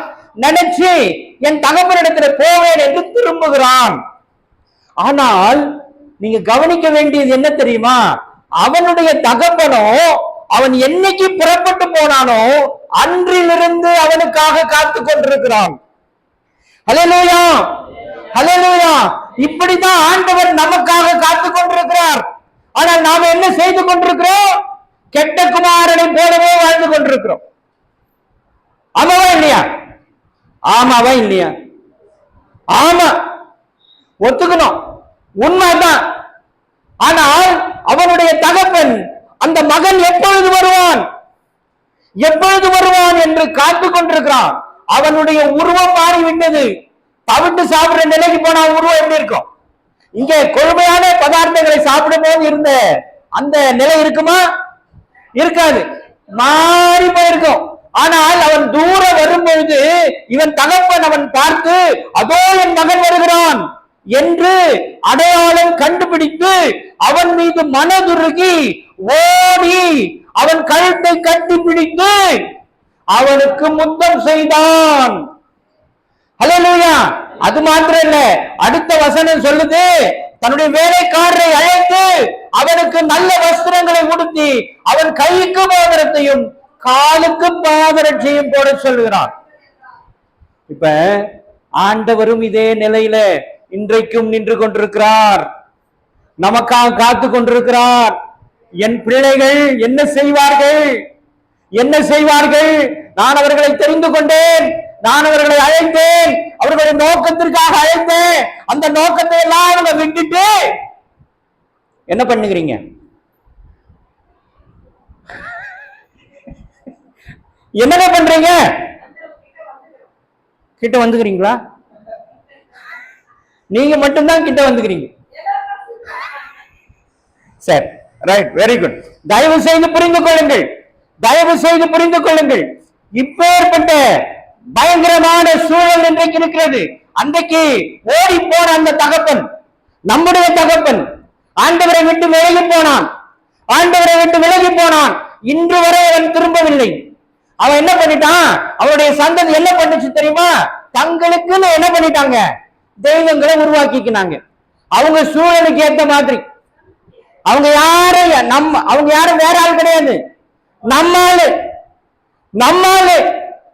ஆனா அவர் என்ன பண்றார், போயிட்டு நான் உங்க ஆள் இல்லைங்க அப்படின்னு சொல்லுகிறாரு. ஆமாவா? ஆமா தானே? அவன் நம்மால் தான். அவன் போயிட்டான் வெளியே. இப்ப ஒண்ணும் இல்லை, இப்ப உங்க வீட்டுல 4 பேர் இருக்கிறாங்க, 3 பேர் போயிட்டாங்க. அப்போ அவன் பிள்ளை இல்லைன்னு ஆயிடுமா? ஆகுமா? தூரம் போயிட்டான், நீ வானான்னு போயிட்டான், பிள்ளையே ஆகுமா? கடைசி வரைக்கும் அவன் உங்க பிள்ளை தான், நீங்க அவங்க அப்பா தான், அவங்க அம்மா தான். மாற்ற முடியுமா? மாற்றமே கிடையாது. அப்படிப்பட்டவர்கள் நாம். ஆனால் குறைஞ்சபட்சம் நம்முடைய காலத்திலாவது நாம் என்ன பண்ணணும், இந்த அடிப்படைகளை புரிந்து கொண்டு நான் ஆண்டவருக்கு கூட்ட வரணும். ஆண்டவரே, எங்க அப்பா உங்களை விட்டுட்டு போயிட்டாரு, நான் விட மாட்டேன் ஆண்டவரே, நான் மறுபடியும் உங்ககிட்ட வருவேன், நீங்க என்னுடைய சேர்த்துக் கொள்ள வேண்டும் என்று சொல்லி நாம தான் பிரயாசம் எடுக்கணும். ஆனா அவர் பிரயாசம் எடுத்துக் கொண்டிருக்கிறார், ஆனால் நானும் இப்படியே உட்கார்ந்து கொண்டிருக்கிறேன். இங்கதான் ஆண்டவர் பார்த்தார், நீ போயிட்டியா? சேத்தை உருவாக்கினார். சேத் யாருடைய மகன்? சேத் யாருடைய மகன்? ஆதாமுடைய மகன். சேத் 3வது மகன். ரைட்டா? ஒருத்தன் இறந்துட்டான், கொலை செய்யப்பட்டு போட்டான். காயின் முதல் மகன். 3வது பிறந்தவன் சேத். அவன் வழியில் தான் நோவா, அவன் வழியில் தான் ஆபிரகாம், அவன் வழியில் தான் தாவீது, அவன் வழியில் தான் இயேசு கிறிஸ்து. ஹல்லேலூயா, ஹல்லேலூயா. அப்படி இல்லைன்னா இயேசு கிறிஸ்து எந்த சந்ததியில பிறந்திருக்கணும்? நம்ம தமிழர் இல்லத்துல தான் பிறந்திருக்கணும். நாம விட்டுட்டோம், அவங்க புடிச்சுக்கினாங்க. அவ்வளவுதான் வித்தியாசம். ஆதாமினுடைய வழியில பிறந்தது 2 சந்ததி, மிக முக்கியமான சந்ததி. 2 சந்ததி. ஒரு சந்ததி தமிழர் இனம், 2வது சந்ததி இஸ்ரவேலர் இனம். இதான் மெயின். அதனாலதான் பரிசுத்த வேதாகமும் யாரை குறித்து அதிகமாக பேசுகிறது என்றால், இங்கே காயினை குறித்து ஒரு 6 வம்சத்தை பத்தி பேசுது, 6 தலைமுறை, அதோட நின்று போச்சு. ஆனால் அங்கே ஆண்டவராக இயேசு கிறிஸ்துவை குறித்து அது பேச ஆரம்பிக்கிறது. யார் மூலமா? சேத் மூலமாக. 14 நீங்க மத்தேயு எழுதின சுவிசேஷத்துல பார்க்க முடியும். 1வது அதிகாரத்துல அவருடைய வம்சத்தை பத்தி பேசும்போது அது வாசிங்க. மத்தேயு எழுதின சுவிசேஷம் 1வது அதிகாரம்.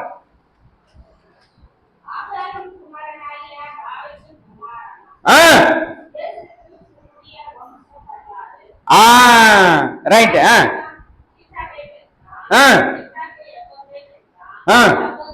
17வது வசனத்தை வாசிங்க. 17.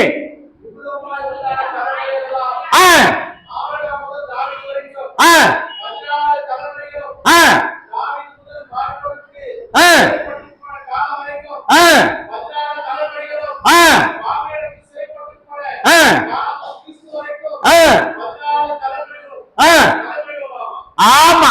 இப்ப ஏன் அந்த தலைமுறை குறித்து பேசுகிறது என்றால், இந்த காரணத்துக்காக தான். இவன் கீழ்ப்படியாமற் போனான். இவன் எப்படி வந்தான்? ஆண்டவர் சொல்படி அவன் என்ன பண்ண? தொழுது கொள்ளவில்லை. அவன் பகையோடு ஆண்டவருடைய சமூகத்திலே வந்தான். ஆனால் சேத்து என்ன பண்ணான்னு பாருங்க. சேத்து என்ன பண்ணான்னு பாருங்க. சேத்து என்ன பண்ணான்? ஆதியாகமம் 4வது அதிகாரம் 26வது வசனத்தை வாசிங்க.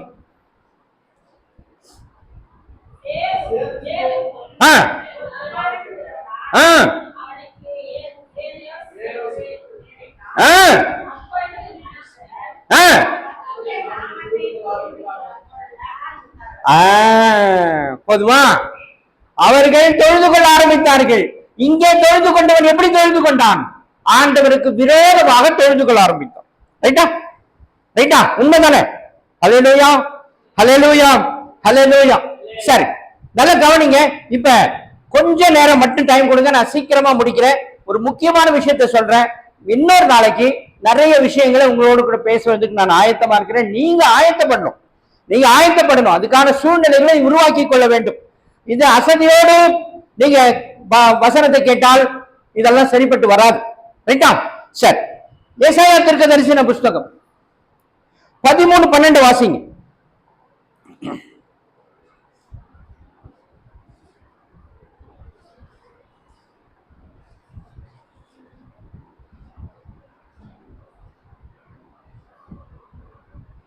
சீக்கிரமா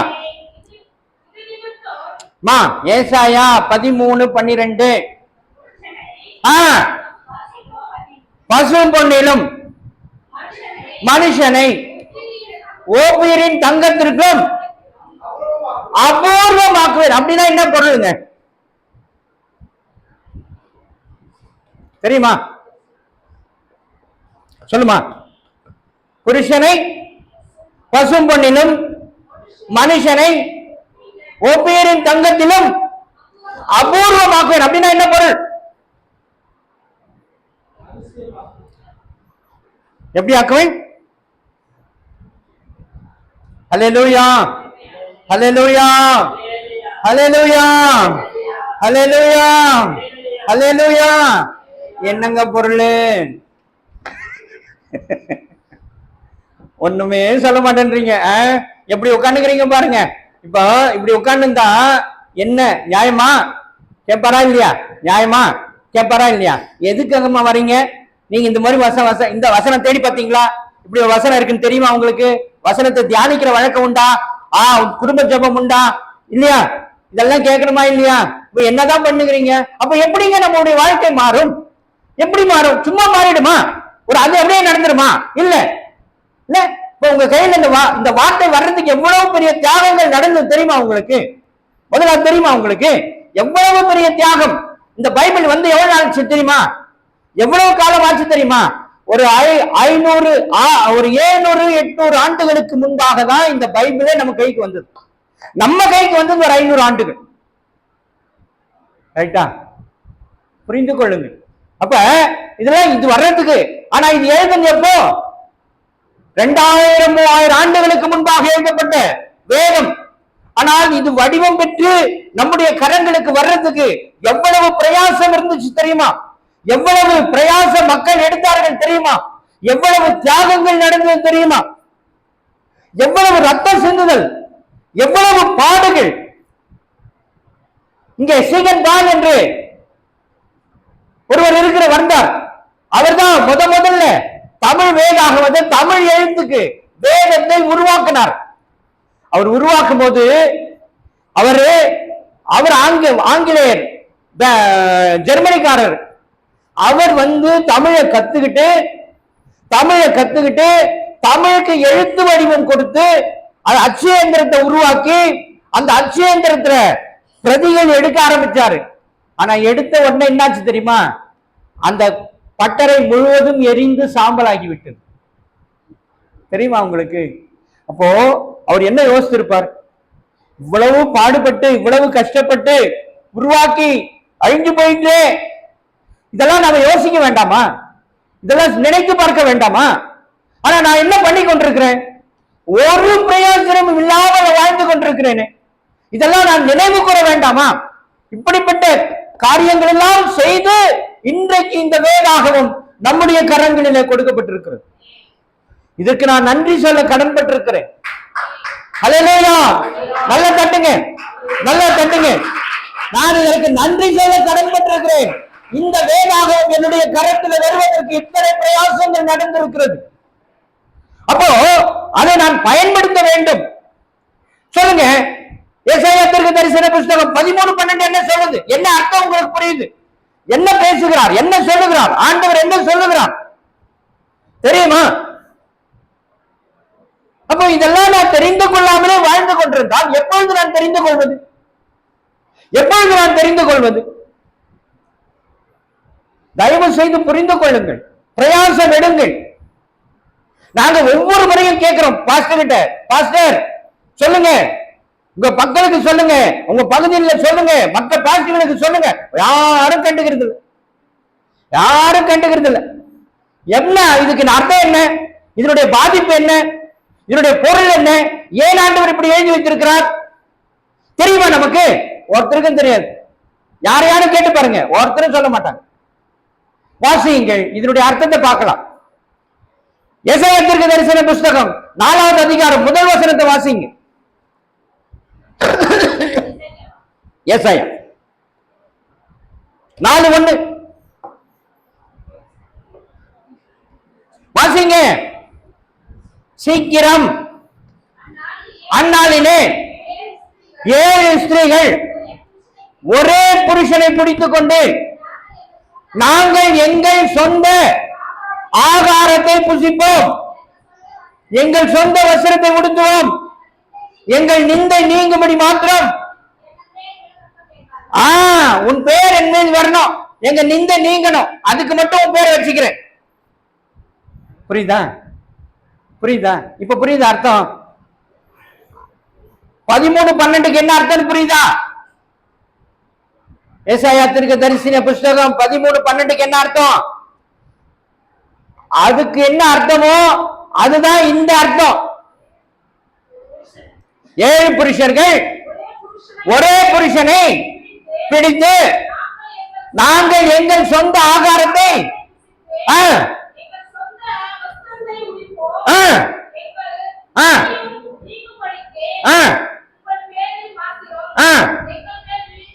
விளங்கட்டும் என்பார்கள். புரியுதா? இப்ப அர்த்தம் புரியுதா? அர்த்தம் புரியுதா புரியலையா? புரிஞ்ச மாதிரி தெரியுது, புரியாத மாதிரிக்குதா? என்னம்மா புரியுது? அல்லேலூயா. ஒன்னும் சொல்ல மாட்டேன்றீங்க. பிடித்து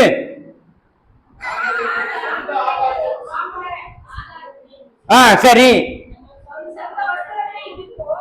உடுத்தி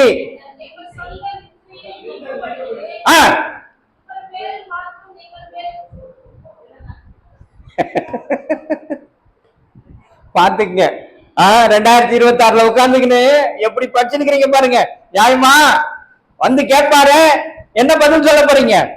என்ன ஆயத்தம் பண்ணீங்க? சரி, இப்ப நல்லா புரிஞ்சுக்கொள்ளுங்க. இப்ப நல்லா புரிஞ்சுக்கொள்ளுங்க. நான் தான் தயவு செஞ்சு கேளுங்க. இப்ப ஆண்டவர் எப்படிங்க படைப்பு பண்ணாரு? ஆதியில ஆண்டவர் எப்படி படைச்சார் தெரியுமா? என்ன தெரியும் சொல்லுங்கம்மா, நீங்க சொல்லுங்கம்மா. மண்ணினால, அப்புறம் அப்புறம் வெரி குட். அடுத்தது அப்புறம்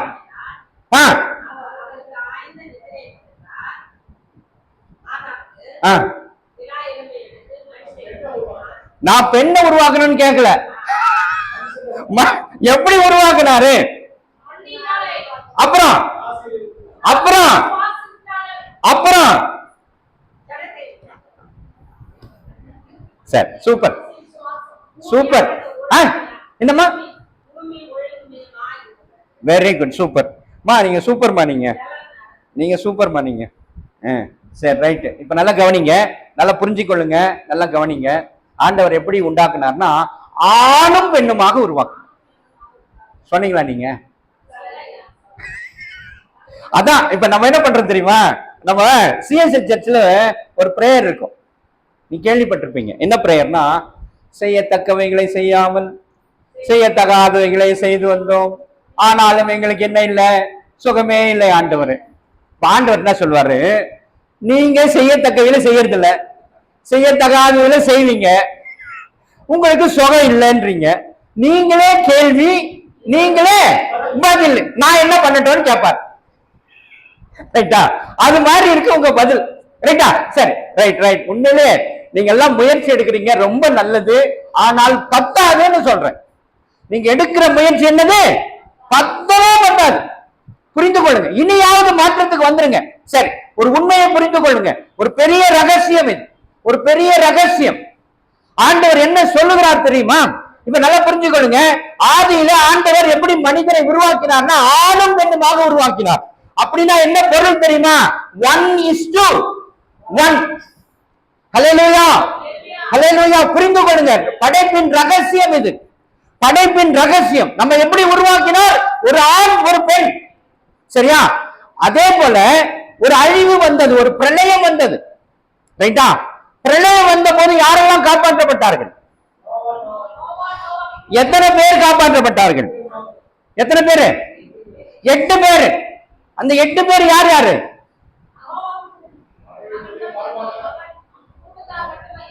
ரைட். 8 பேர் கணக்குமா? என்ன கணக்கு? என்ன கணக்கு? நம்மளாம் யோசிக்கிறது இல்லைங்க. இதெல்லாம் யோசிக்கணும். என்ன கணக்குன்னா 1:1. இங்கே 1:1 ஞாபகம் வச்சுக்கொள்ளுங்க.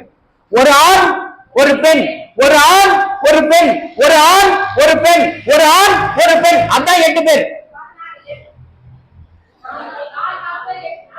ஆமா, இவ்வளவு கத்தி சொல்றேன் 8 பேர்னு. நீங்க சூப்பரா 16 பேர் சொல்றீங்க கணக்கு. 4 ஆண் 4 பெண். அப்படின்னா என்ன பொருள்? 1:1. அல்லேலூயா. ஆதியில எப்படி உருவாக்குனாரு?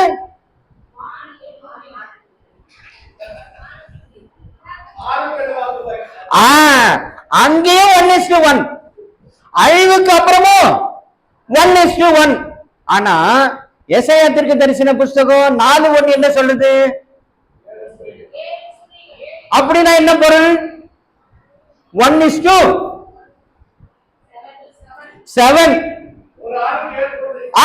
அப்படின்னு சொல்றாரு. அப்போ அப்படின்னா என்ன பொருள்? இப்ப நல்லா புரிஞ்சுக்கொள்ளுங்க. 1:7 சொல்றாருல்ல. இப்ப உருவாக்குனதெல்லாம் 1:1 உருவாக்கி இருக்கிறாரு. இங்கேயே ஆண்டவர் 1:7 சொல்றாரு. ஏன் அதிகமானாங்க? ஏன் அதிகமானாங்க? புரியுதா? இப்போ படைப்புல ஒரு வித்தியாசம் வருதா? ஒரு பிரச்சனை வருதா? என்ன வித்தியாசம் வருது அப்படின்னா, இதெல்லாம் ரகசியங்க, புரிஞ்சுக்கொள்ளுங்க. விளையாட்டு கிடையாது. இதெல்லாம் சும்மா எழுதி வைக்கல. தயவு செஞ்சு நீங்க கிரியேட் செய்யணும்ன்றதுக்காக எழுதி வச்சிருக்கிறது. ரைட்டா? இப்ப இங்கேயே பாருங்க. நீங்க எல்லாம் பெண்களா? நீங்க எல்லாம் பெண்களா? இந்த பக்கம் திரும்பி பாருங்க. இந்த பக்கம் திரும்பி பாருங்க. இவங்க சொற்பமா இருக்காங்களா? சொற்பமா இருக்காங்களா? இதுக்கு பேரு தான் ஆண்டவர் ஏசாயா 13:12 எழுதியிருக்கிறாரு. புருஷனை பசும் பொன்னிலும் மனுஷனை ஓப்பீரின் தங்கத்திலும் அபூர்வமா. இவங்க எல்லாம் அபூர்வமா உட்காந்துக்கிறாங்க உங்க பார்வைக்கு. புரியுதா? இதுதான் அபூர்வம். இதுதான் அபூர்வம். அப்படின்னா என்ன பொருள்னா, நான் ஆண்களை அழித்து போடுவேன். ஞாபகம் வச்சுக்கொள்ளுங்க. ஞாபகம் வச்சுக்கொள்ளுங்க. ஆண்களை என்ன பண்ணுவாரு? அழித்து போடுவார். ஏன் அழிப்பாரு? ஏன் அழிப்பாரு? ஏன் அழிப்பாரு? ஏன் அழிப்பாருன்னா, கனம் கீழ்ப்படியில. கீழ்ப்படியில ஒரு மனிதன் நல்ல. நான் ஒரு மனிதன் காலையில நான் இந்த பக்கம் தான் வந்தேன். அந்த ரோட்ல வந்தா அங்க பள்ளம் வெட்டிட்டு. என்னடா இது பள்ளம் வெட்டிக்குதுன்னு பார்த்தா ஒருத்தர் வந்து எதிரில் வராரு பைக்ல. 2 பேர் வராங்க. அதுல ஒரு பெரிய மனுஷர் வந்து நேரா எங்கிட்ட வந்து, ஐயா நீ எங்க போனோம்? நான் உனக்கு வழி காட்டுறேன் வா வான்னாரு. அவரு நான் ஒண்ணுமே பண்ணல. நான் இறங்கி என்ன பண்ணலாம், இது ஏறுமா இறங்குமான்னு பாக்கலான்னு இறங்கி போறேன். எதிரில வந்துட்டார். வந்து 2 பேர் பைக்கு, ஒரு வயசானவர் கூட வராரு. அவர் தப்புன்னு இறங்கி, ஐயா நீங்க இப்படி இல்ல வாங்க நான் வழி காட்டுறேன், நீங்க பஸ் ஸ்டாண்ட்ல விட்டா போதுமா உங்களுக்கு? சரிங்க வாங்க நான் வரேன். அவரே வாலண்டியா வந்து ஏறினார். வந்தாரு, ஏறினாரு. இவருக்கும் தெரிஞ்சவர். அவரு டீ கடையில வந்து டீ சாப்பிட்டோம். நான் சொன்னேன் நீ சர்ச்சுக்கு வான்னு. நீ போயா நான் வரேன், போயா நான் வரேன். அவ்வளவுதான். மீதி எல்லாம் செய்யறதுக்கு ஆள் இருக்கு, ஆனா இங்க வர்றதுக்கு இல்ல. அதை தான் சொல்லி இருக்கிறார். அப்போ நல்லா புரிஞ்சுக்கொள்ளுங்க. இந்த ஆண் வர்க்கம் ஆண்டவருக்கு கீழ்ப்படிதல் வேலையை செய்து கொண்டிருக்கிறது. கீழ்ப்படியாமை தான் அன்னைக்கு ஆதாம் விழுந்து போனான். ஆகவே அவனுடைய பெயர் அற்று போனது இந்த வேதத்துல. ஞாபகம் வச்சுக்கொள்ளுங்க. இந்த பெயர் ஏன் அற்று போனது என்று சொன்னால், அன்றைக்கு ஆண்டவருக்கு ஒரு கீழ்ப்படியாமல் போனான். நம்முடைய இனம் கீழ்ப்படியாமல் போயிற்று. ஆகவே நாம் விழுந்து போனோம். இன்றைக்கு இப்படி இருப்பதற்கு காரணம் நம்முடைய ஆதி தகப்பனுடைய பாவம். ஆனா நாம் அப்படியே உட்கார்ந்துக்கிறோம். என்ன பிரயாசம் எடுத்தோம்? ஒரு பிரயாசமும் இல்லை. இன்னைக்காவது மனம் திரும்புங்கள், மனம் திரும்புங்கள், மனம் திரும்புங்கள் என்று ஆண்டவர் கதரை கொண்டிருக்கிறார். இப்ப இன்னொரு கடைசி ஒரு ரகசியத்தை மட்டும் சொல்றேன். முடிக்க விரும்புகிறேன். உங்க பகுதியில ஏராளமான விதவைகள் இருப்பார்கள். உண்மையா இல்லையா? நிறைய இருக்கிறாங்க. அதை பார்த்தும் நம்ம திருந்தல. என்ன பண்ணல? அதை பார்த்தும் நம்ம திருந்தல. ஏன் அதிக விதவைகள்? ஏன் இன்னைக்கு சிங்கிள் பேரண்ட் அதிகமா இருக்கிறாங்க? கணவன் பிரிந்து வாழ்கிற சூழல் ஏன் வருது? யாராவது யோசிச்சோமா? யோசிக்கவே இல்லை. யோசிக்கவே இல்லை. அவங்க எல்லாம் இதுவும் கடந்து போகும், இதுவும் கடந்து போகும், இதுவும் கடந்து போகும், அப்படியே போய்கொண்டிருக்கிறார்கள். இன்னைக்கு ஒரு ஸ்டாட்டிஸ்டிக்ஸ் சொல்லுது, 2011 ஒரு ஸ்டாட்டிஸ்டிக்ஸ். என்ன ஸ்டாட்டிஸ்டிக்ஸ்னா, இந்தியா முழுக்க விதவைகளுடைய எண்ணிக்கை 6.8 கோடி. அல்லேலூயா. என்னைக்காவது யோசிச்சுமா? சபை என்ன பண்ணுது? சபை என்ன பண்ணுது? சபை விசுவாசி என்ன பண்ணீங்க? நானும் ஜெபம் பண்றேன், நானும் ஜெபம் பண்றேன், நானும் ஜெபம் பண்றேன். இது பத்தாது. இப்படி உட்கார்ந்து இருந்தா பத்தாது. 6.8 கோடி என்னைக்கு? 2011. இன்னைக்கு நாம எந்த இடத்துல இருக்கிறோம்? 2026 இருக்கிறோம். இப்ப இதனுடைய எண்ணிக்கை ஏகப்பட்ட அளவுக்கு வளர்ந்திருக்குமா? இருந்திருக்காதா? வந்திருக்கும். சரியா? இப்ப இத நம்ம கணக்குல பார்க்கணும். இப்ப 6.8 கோடின்னு நம்ம சொல்றோம். இது ஒரு எப்படி 6.8 கோடினா எவ்வளவு பெருசு? 1 தெரியும், 2 தெரியும், 3 தெரியும், 4 தெரியும். 6.8 கோடினா என்ன கணக்கு? எவ்வளவு பேரு அப்படின்னு பார்த்தா அதுக்கும் ஆண்டவர் கணக்கு சொல்றாரு.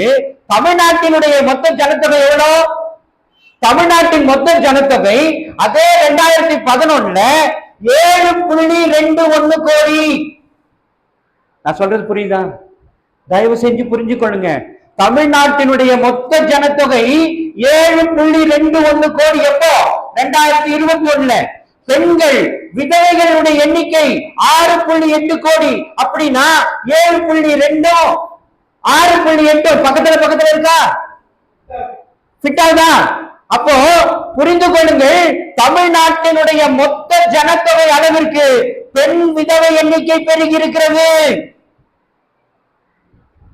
புரியுதா? புரிந்து கொண்டு என்ன பண்ணுகிறீங்க? தமிழ்நாட்டின் மொத்த ஜனத்தொகை அளவிற்கு இன்றைக்கு விதவை எண்ணிக்கை பெருகி இருக்கிறது. ஏன்? ஏன்? அப்ப பொறுப்பு யாரு? பொறுப்பு யாரு? நாம தான். அவங்களுடைய பெண்கள் தானே, அவங்க குடும்பத்தின் மக்கள் தானே, சபை மக்கள் தானே, சபை ஊழியக்காரர் தானே. என்ன பண்ணுகிறாரு? என்ன பண்றாரு? ஆண்டவர் கேள்வி கேட்க மாட்டாரா? நான் இதுக்காக ஒரு சபையை ஆரம்பிச்சேன், இதுக்காக ஒரு ஊழியக்காரனா மாத்தினேன், என்ன பண்ணி கொண்டிருக்கிற? கேட்க மாட்டாரா? கேட்பார். தயவு செய்து புரிந்து கொள்ளுங்கள், தயவு செய்து புரிந்து கொள்ளுங்கள். இது போன்ற ஆபத்து பெருசா இருக்கு, மிக பெருசா இருக்கு. மிகப்பெரிய ஆபத்தில் இருக்கிறோம். குடிப்பழக்கத்தினால் அவர்கள் அழிந்து கொண்டிருக்கிறார்கள். மாத்திரமல்ல, அதன் மூலமாக வியாதிப்பட்டு படுத்த படுக்கையாகி குடும்பத்துல எண்ணப்பட்டு இருக்கிறார்கள். இன்னைக்கு பல குடும்பங்கள் தங்கள் கணவர்மார்களையோ தங்கள் சகோதரனையோ எண்ணுவதில்லை, கணக்கில் வைப்பதில்லை, கணக்கில் வைக்கிறதில்லை. ஏன்? ஏன்னா அவர் பாதிக்கிறாரு. அவர் சொல்லி எதுவும் ஆக போறது இல்லை. நாமளா முடிவு எடுத்துட்டு போயிருக்கிறோம். ரைட்டா? நாமளா முடிவு எடுக்கிறோம். அவர் என்ன பண்ண போறது இல்ல, அவரை நம்ம கேட்டு எதுவும் செய்யறது இல்லை. ஆனா ஆண்டவர் மனிதன் தனிமையா இருப்பது நல்லதல்ல என்று சொல்லி ஏற்ற துணையை கொடுத்தார். ஆதியாகமம் 1:2-18. ஆனா இன்னைக்கு குடும்பங்கள் உடைந்து, குடும்பங்கள் சிதைந்து, தனி குடும்பங்களால் மாறி இன்னைக்கு சின்னாபின்னமாக மாறிக்கொண்டிருக்கிறது. அப்பொழுதும் எனக்கு உணர்வு இல்லை என்றால் இன்னும் பயங்கரமான சூழலுக்குள் நாம் கடந்து வருவோம் என்பதுதான் நிதர்சனமான உண்மை. ஹல்லேலூயா. ஒரு நிமிடம் எழுந்து நில்லுங்க. டைம் ஆயிட்டு இருக்குது. உங்களுக்கு நேரத்தை நான் கடத்த விரும்பல. உங்களுடைய சூழலை நான் அறிந்திருக்கிறேன். ஆனாலும் ஜாக்கிரதைப்படுங்கள், ஆனாலும் ஜாக்கிரதைப்படுங்கள். ஒரு நிமிடம் எழும்பி நில்லுங்கள். உங்களை ஒப்பு கொடுங்க. ஆண்டவர் இவ்வளவு நேரம் உங்களோடு கூட பேசிய அந்த வார்த்தைகளை நினைத்துக் கொள்ளுங்கள். நான் என்ன செய்ய வேண்டும் என்பதை சிந்தித்துக் கொள்ளுங்கள். மனிதராகிய நம்மால் ஒன்றும் கூடாது, ஆனால் தேவனால் எல்லாம் கூடும் என்று வார்த்தை சொல்லுகிறது.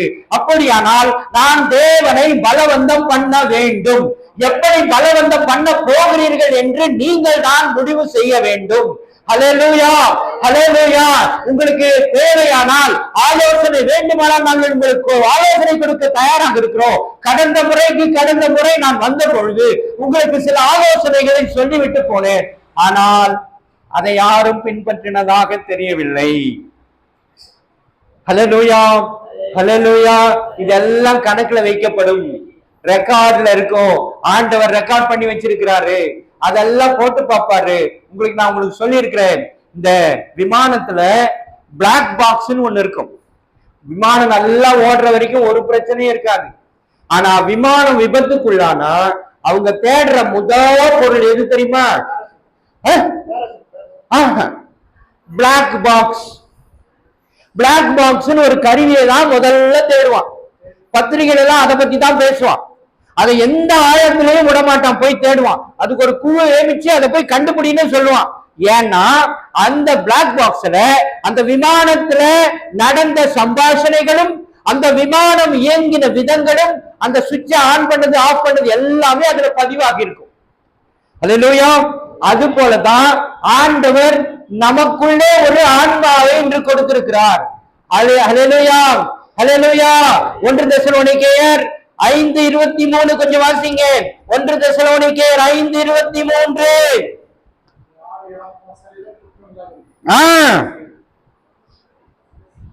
ஹல்லேலூயா, வாசிங்க சீக்கிரமா.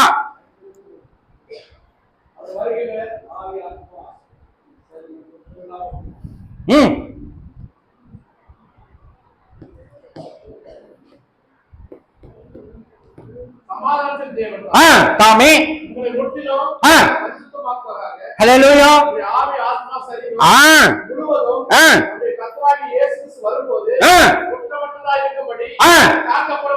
ஹல்லேலூயா. ஆனா நாம எதை பார்த்துக்கிட்டு இருக்கிறோம்?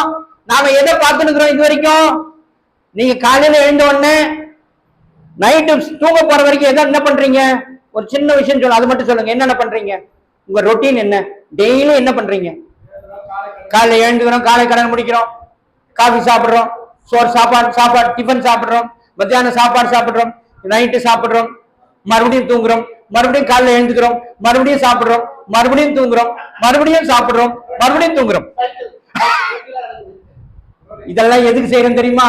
நம்முடைய சரீரத்திற்காக செய்யறோம். ட்ரெஸ் போடுறோம் நம்ம சரீரத்துக்காக, அழகுபடுத்திக்கிறோம் நம்ம சரீரத்திற்காக.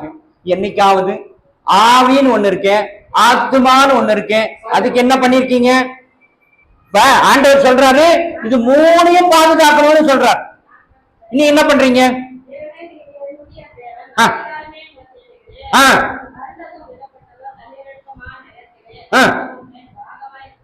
Very good. ரைட், சரி, வெரி. அது மட்டுமா? அது மட்டும் போதுமா? வாசிங் பயங்கரமான ஆளை வச்சுருக்கிறீங்க ஐயா. நீங்க பயங்கரமான ஆளை வச்சுருக்கிறீங்க.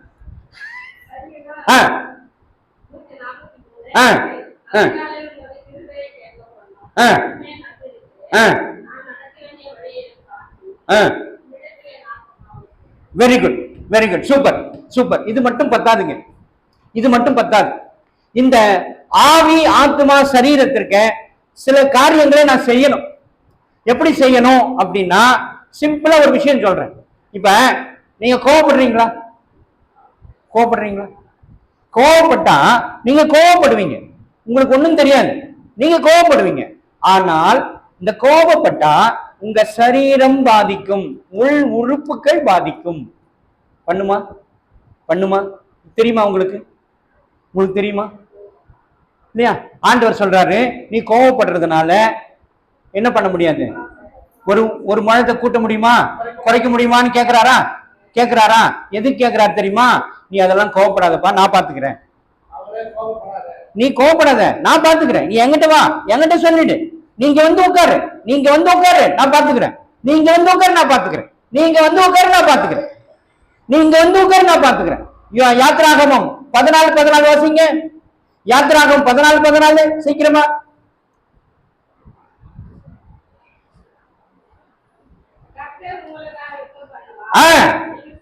அதேதான். ஆனா நான் என்ன பண்றேன்? நான் தான் ஓடுறேன்னா ஞாயிற்றுக்கிழமை ஆலயத்தை விட்டுட்டு ஓடுறேன். நியாயமா? விட்டு ஓடுறேன்னா ஆனா ஆண்டவர் என்ன சொல்றாரு? நீ சும்மா இரு, நீ என்கிட்ட வந்து உட்காரு, நீ என்கிட்ட சொல்லு, நான் பார்த்துக்கிறேன். செய்யணுமா? செய்யறதில்ல. அப்போ நானே என் உடம்பை கெடுத்துக் கொள்கிறேன், என் உடல் உறுப்புகளை கெடுக்கிறேன். ரைட்டா?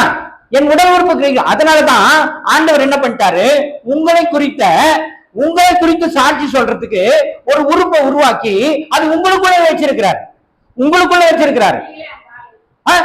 நீங்களே அந்த ஆலயம். அந்த ஆலயம் எதுன்னா அதுதான் ஆத்துமா. அந்த ஆத்துமா என்பது விழித்திருக்கும். அந்த ஆத்துமா நீங்க செய்யற எல்லாத்தையும் படம் பிடிச்சு உள்ள வச்சுக்கிறோம். நீங்க என்ன பண்றீங்க? எத்தனை பேர் வெளியே போனீங்க? எத்தனை பேர் உள்ள வந்தீங்க? எத்தனை பேர் சர்ச்சை விட்டு போனீங்க? எல்லாம் படிப்படி நீங்க பிறந்தது முதல் ஞாபகம் வச்சுக்கொள்ளுங்க. பிறந்தது முதல் உங்கள் கடைசி நாள், கடைசி நொடி பொழுது வரைக்கும் நீங்கள் பேசுகிற, செய்கிற, சிந்திக்கிற எல்லாவற்றையும் அது பதிவு செய்து அப்படியே வைத்துக் கொண்டு அது நமக்காக சாட்சியாக ஆண்டவர் கரங்களில் இருக்கும். அவர் நம்மை நியாயம் தீர்க்கிற நாள் வரும்போது அதை படம் போட்டு காட்டும். ஈஸி. நீங்க நினைப்பீங்க ஆண்டவர் இங்க இருக்கிறாரு, இங்க இருக்கிறாரு, அவர் உங்களுக்குள்ளவே இருக்கிறாரு, உங்களுக்குள்ளவே ஒரு கருவி வச்சிருக்கிறாரு, அது படம் பிடிக்கும், அது அவர்கிட்ட காட்டும். இதுதான் அவங்க. நீங்க உங்க பேர் சொல்லுங்க, ஒருத்தர் பேர் சொல்லுங்க. யார் பேரு? அம்மா, நீங்க உங்க பேர் சொல்லுமா? சாராளம்மான்னு ஒண்ணு படம் போடும். அந்த படம் ஆதியிலிருந்து அந்த வரைக்கும் காட்டிடும். அப்படியே காட்டும். ஞாபகம் வச்சுக்கொள்ளுங்க. இதெல்லாம் நமக்கு தெரியாது. இவ்வளவு காரியத்தை செய்து கொண்டிருக்கிறார் ஆண்டவர். அவர் சும்மா இருக்கிறார் நினைக்கிறீங்களா? வெளிப்படுத்தல் விசேஷம் ஏகப்பட்டது இருக்கு. இதெல்லாம் எப்ப படிக்க போறீங்க? எப்ப தெரிஞ்சு கொள்ள போறீங்க? இதுக்கெல்லாம் ஒரு இது வேண்டாமா? இது மட்டும் இல்ல, பரலோகத்தை குறித்த ரகசியங்களை தெரிந்து கொள்ள வேண்டும். நாம இதற்காக தான் ஆயத்தப்பட வேண்டுமே தவிர, நான் என்ன பண்ணி கொண்டிருக்கிறேன்னா, என்னோட அன்றாட வேலையே நான் செஞ்சு இங்கே ஓட்டின்னு இருந்தேன்னா நான் பரலோகத்தை பத்தி எப்ப தெரிஞ்சுக்கிறது? ஒண்ணு வேண்டாம். யோவான் எழுதின சுவிசேஷம் 1வது அதிகாரம் 1வது வசனத்தை வாசிங்க. 14:1.